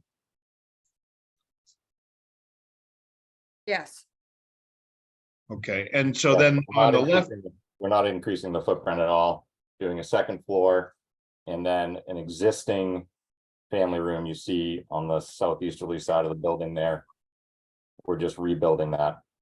okay, so you're within the footprint of the existing house, Correct. essentially? Okay. And this didn't trigger anything for a septic upgrade or anything like that? Now we have a relatively new septic system and no additional bedrooms. Okay. Those are my questions.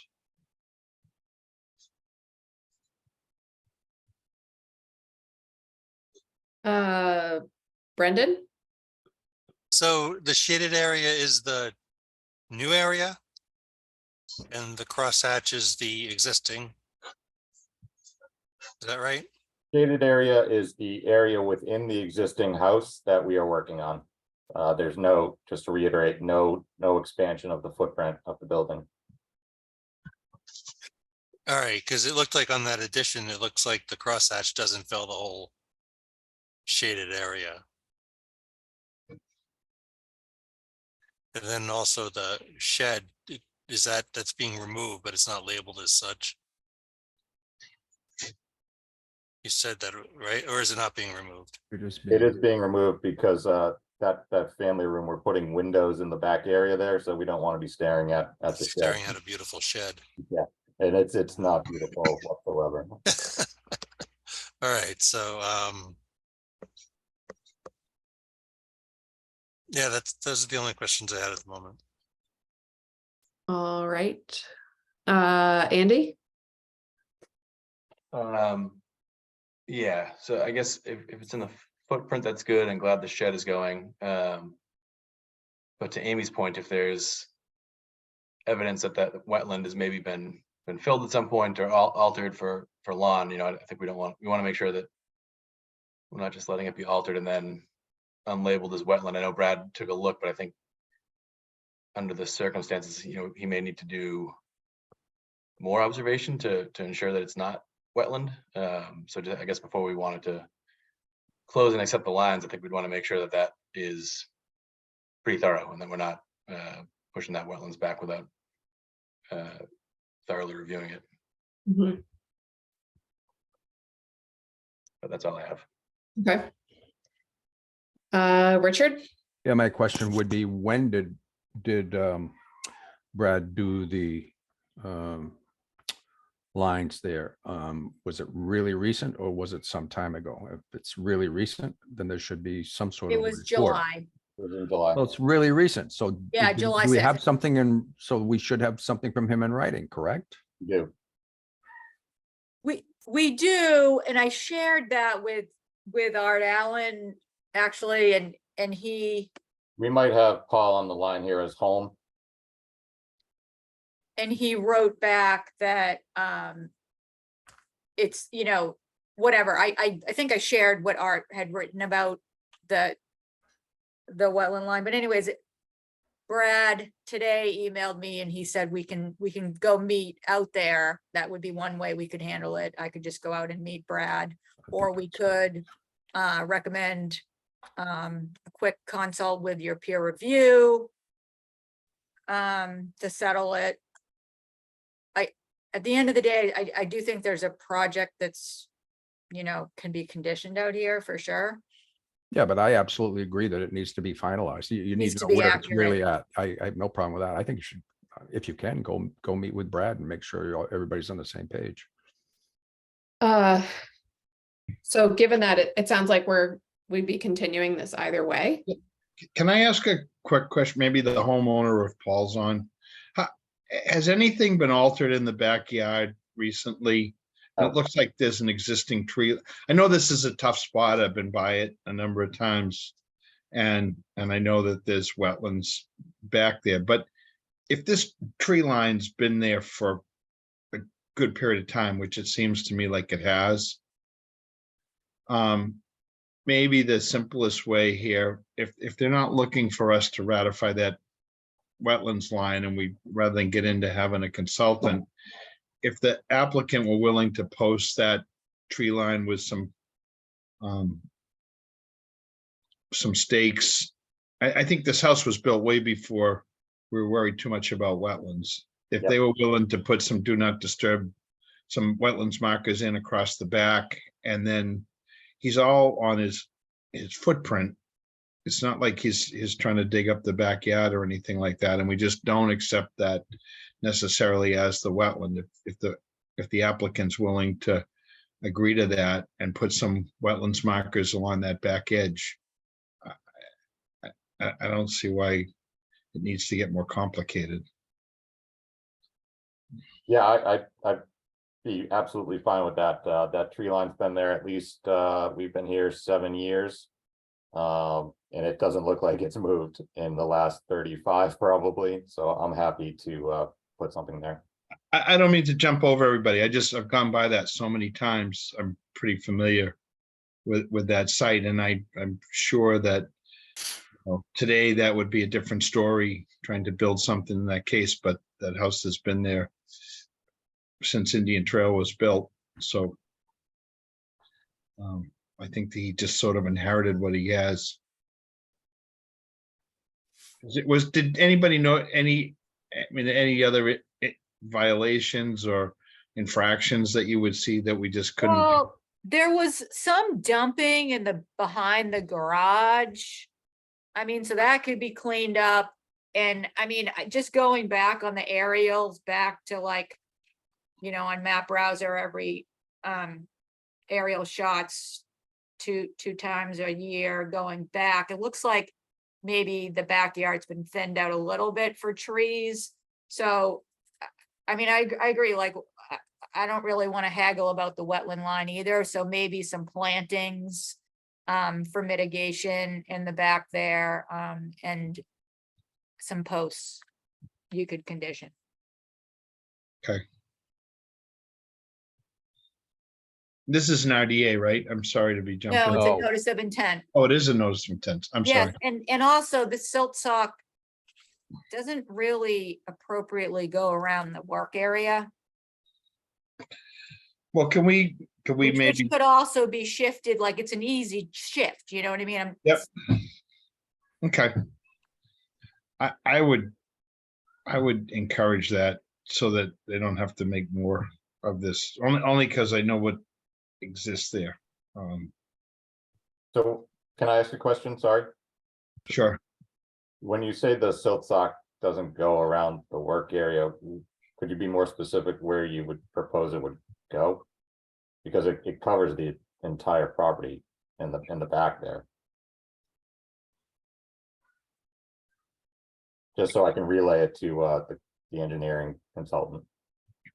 It's like the heavy dotted line. It comes off the corner of the back wing of the house. I see where it is. I'm just not. Yeah, no, I'm just trying to make sure everybody else does. So it runs across the backyard, connects to the garage, runs along the side of the garage, and then it goes forward. Amy, you thinking it maybe should shoot more towards the right of way? Well, I guess I would probably take it and I would wrap it up around the left side, because he's in the 50-foot buffer, right? Yeah. So 'cause he's working on that side, and then I guess I don't agree that it would be in the middle of the driveway. You'd move it onto the other side of the drive. I mean, you'd wrap the project just like you would any other. I could write it on a plan. Okay. I don't think it's rocket science. We're not doing work on that left side of the house outside of that second floor. Right, but like 80% of your property is within 100 Cool. feet of the BBW. So it's all within an area subject to protection. it's a relatively level lot with a gentle slope down to the rear. So you would typically wrap that construction area so around. I mean, not overly so, but you want to make sure that there's no chance that when you dig up the foundation, it doesn't silt back into the wetland. But that's why I'm saying any digging is in that lower portion of the plan. So any erosion would be back into that silt sock as it's drawn. Putting it further around the left side of the house isn't going to protect anything.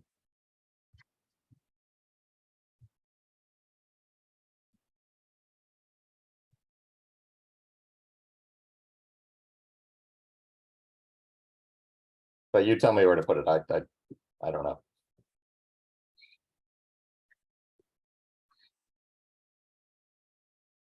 Well, why don't we do that, Amy? We can just sketch that on and Sounds great. I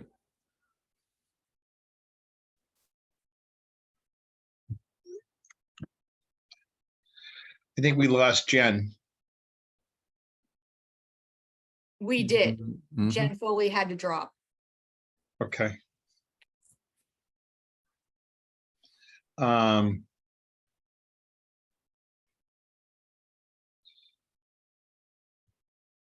Okay, anybody?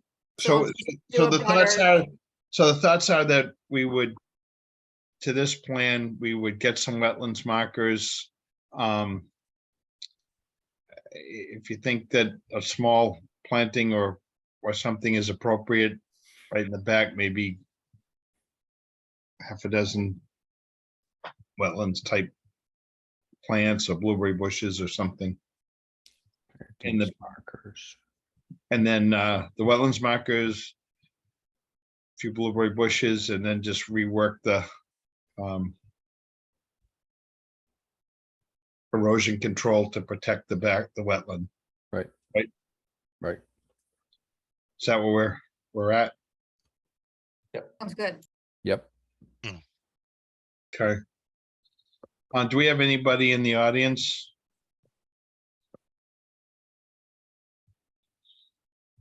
Seeing none. Okay, and I'm assuming Penny's not here tonight. She is not. I haven't heard from her, so I'm pretty confident in that. All right, and Jen just stepped out, so can we get a motion? I'll make a motion to close with all those things you said, the conservation markers, the limited additional plantings, and the reworking of the erosion control. So that's Richard. Do we have a second? A second for Brendan. Second from Brendan. All in favor, Andy? Can I just confirm that we're not accepting the wetland line either? Yeah, yep, that's a good point. Okay. Correct. Then yeah, yes. And we don't have Doug either, right? Nope. Okay. So Frank, yes. All right. Good. Thank you. Thank you. Thanks. Sorry for getting twisted around there. Hopefully Paul can figure out where he's at. So what do we have left, Amy? Because I apologize for jumping in late to this. Traffic and whatnot took a lot longer. And we stayed one more day because of the rain on Saturday, so. Just have the administrative items to do. Okay. Right, Amy, we are going to whiz through. So, well, let's do the orders first. Do you want to discuss the orders or just vote the orders in? whatever. I didn't see any issue with the orders for Edward Foster. I didn't see any issues when I read them for the Border Street Amendment, 53 Border Street. If anybody disagrees, I'll hold off on a motion to accept them. Good to me. Take a motion to accept those orders. Make a motion to accept the orders of conditions for 196 Edward Foster Road and 53 Border Street Amendment. Second, I will second that. Brendan, all in favor, Andy, Yes. and Frank, yes.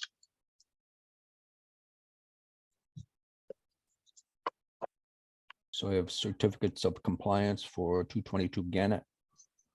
Yep, so 222 Gannett was a new build from '04.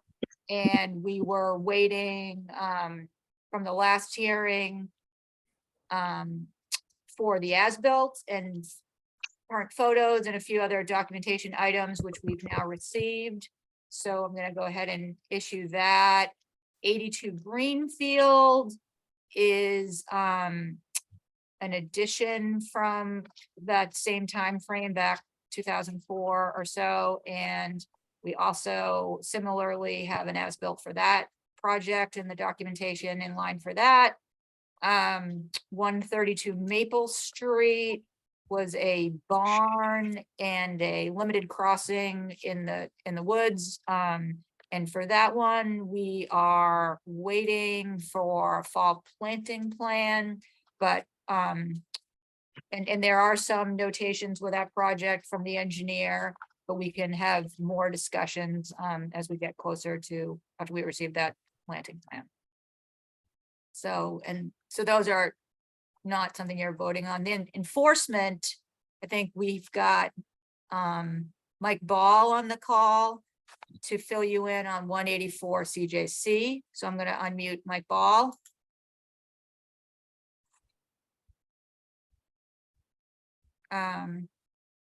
Mike. So we did receive a report for 184 Chief Justice Cushing Highway, John Keaveney's project. And it looks like things are doing pretty good. Mike, oh, here's Mike. Mike's on the call. I'm on. Hi, Mike. Hi. You want to fill us in, Mike, on where things are at? Yeah, let's see, I submitted as Amy mentioned, I submitted a cover letter with some photos a couple weeks ago. I've seen the site a number of times, most recently, just bringing up my letter here. Hold on a minute. Yeah, most recently, early May, when things had started to grow in my photo log, I tried to give you images kind of in the same aspect, so you can see what the original cutting condition was and what the condition looks like now. Being August, it's probably even more grown in. So yeah, my last visit was May 7. I did meet Mr. Keaveney out there and we walked the entire site. He and his landscaper did a nice job, really sticking to the planting plan in terms of total numbers planted and species. I think the site looks good. Obviously, there's going to be a lot more growing that needs to happen, but I did account for all the species that were proposed. There were 4 additional tupelo trees that were planted in that area.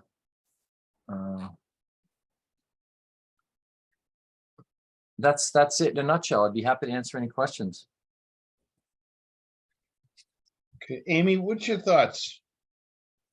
My thoughts are that it's looking pretty good. It's going in the right direction, for sure. And I guess I do see John's on the call, so I am, and Sean Sullivan as well. I am interested in what the status of an as-built is for the project, as it appears that it's pretty well wrapping up. So I think it would be in everyone's best interest to try to get that get that cleared up. So if somebody wants to speak to that, that would be great.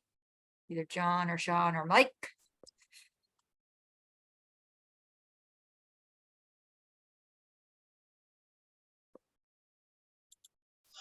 All right, Sean, you're on.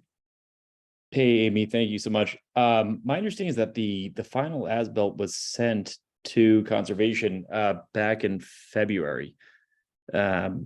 So it should be that I believe it's on record that you guys have it already.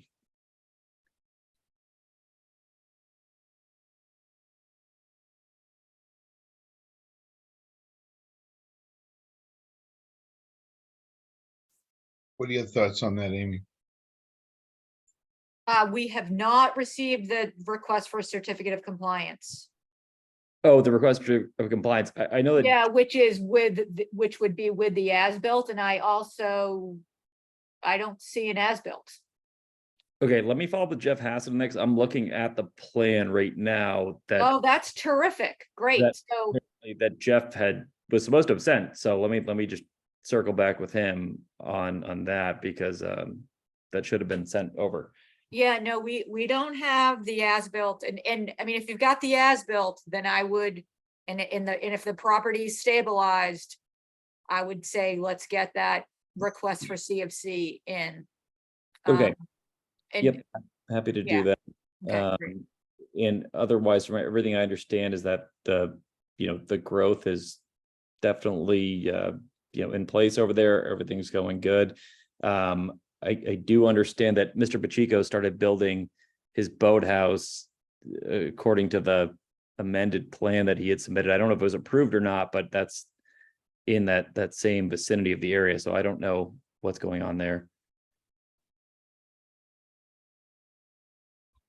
We, Amy, you can correct me, but we got a request to amend the orders for the boathouse that we voted on a few weeks ago. And so I think with that, he got clearance from the building department to go forward. Oh, we never received that. Yeah, that was never sent over to us. What wasn't?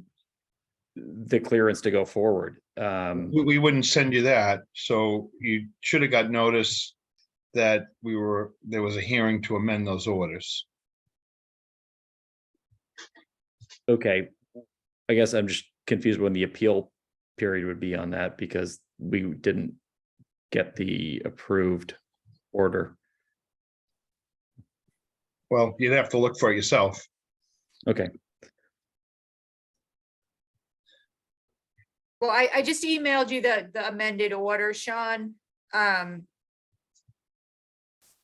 as far as the green card, we did look into the notification, and it was delivered and signature received on that address. So I'm not sure what All right, happened there. also double check. Okay. But yeah, so I just sent you the orders, which have the back page is the approved changed plan. So they basically modified the orientation of the building and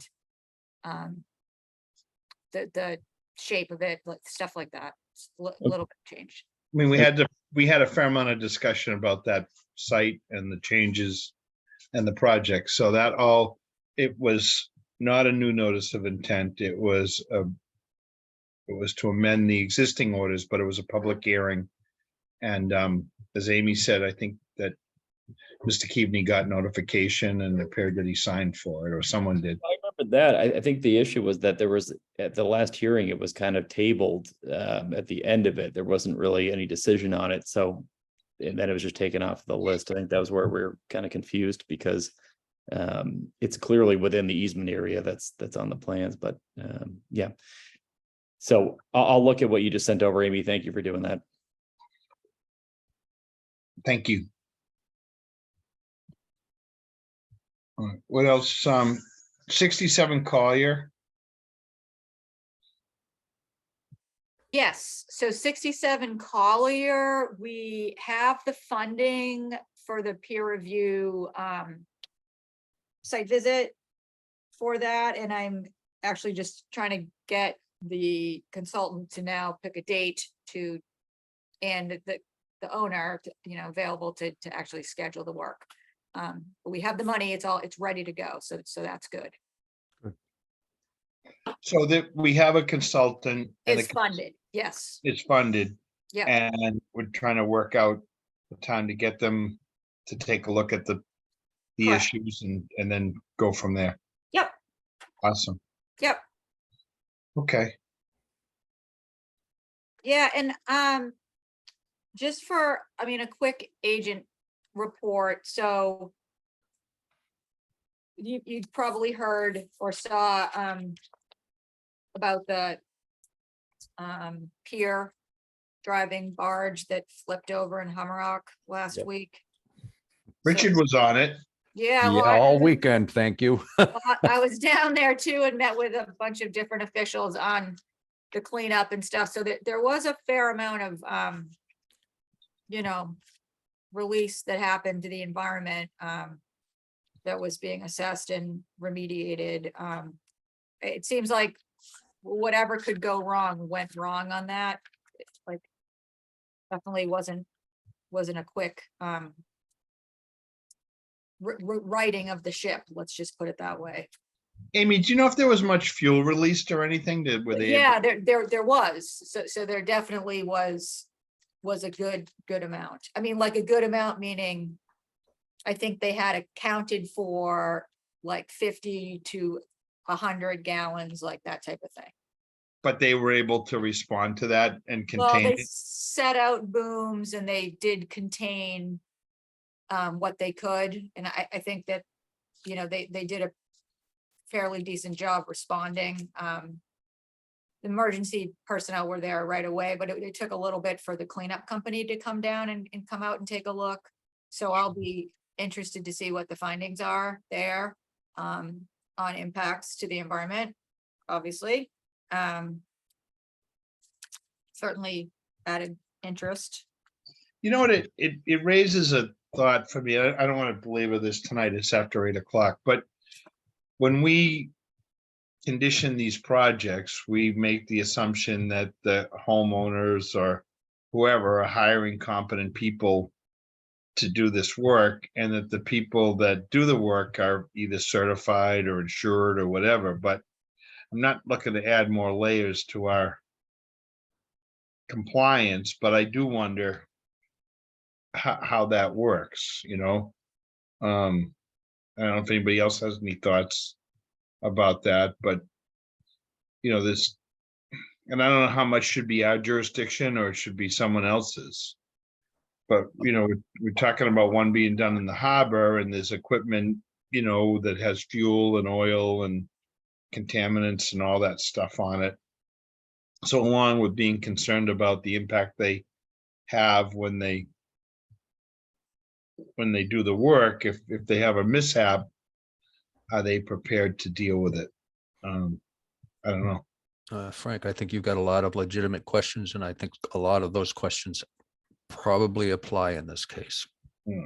I mean, it sounds like no one was hurt, which is super fortunate. I mean, That's true. Equipment like that flipping with a number of men working on or women working on on that, and having it go over with all the equipment that's on and not being hurt or worse is certainly grateful for all of that. But I just wonder, you know, as we go forward thinking about that, it would be good part of the process and procedures. But at any rate, something to think about. Definitely. And I think this particular mishap is probably not over with. No, but you're right. I'm sure The they've big- got some. the I'm sure big they've got a thing- few. Go ahead. Yeah, the big thing is nobody ended up being seriously hurt. That is true. I bet they have a little paperwork to wrap up after that one. I would think a few people have a lot of paperwork to wrap up. Sure. Oh yeah, there were lots of people on the ground. Mhm, Incredible. mhm. Coast Yeah, Guard. that's more attention than we like it down here. I think you guys need a little more scrutiny down there. That's what I think. Well, in this case, you're right. Well, thanks for letting us know about that, Amy. I did get a few pictures on that one, and I have a lot more I can share. great. All right. Well, All right. it's Let's after. make I'll make a advance. motion to adjourn. Can I just add one quick thing, and I won't keep you but a second, but I do, my apologies. I plan to be there for the whole meeting, but it just didn't play out that way. But I thank everybody for being, it sounds like Brendan's doing this remotely from somewhere. I don't know whether Doug was able to link in tonight, and I just heard from Jennifer that Eloise got stung right before the meeting, and Yep. she still kept up her game. So thanks for everybody's commitment to, and I did kid with Jen. We had a site visit out at Border Street last week and I called her co-chair. So, Sounds good. thank you all so much. And we weren't gonna discuss that at a meeting, No, particular topic, right? we'll bring that up. We'll discuss it later. Okay, All right, so for now, let's get the kids back on the bus, right? there we go. Oh, my gosh. Look at Andy. I don't know. Brendan's old school at this by now, but Andy's going into the thick of it. Yeah. All right, I'll take a motion. Motion to adjourn. That's Richard, all in favor, or a second? Second, Andy. Second from Andy, all in favor? Aye. And Frank, yes. Thank you very much. Have a good night. Take care, guys. Everybody. Good night. Bye. Bye.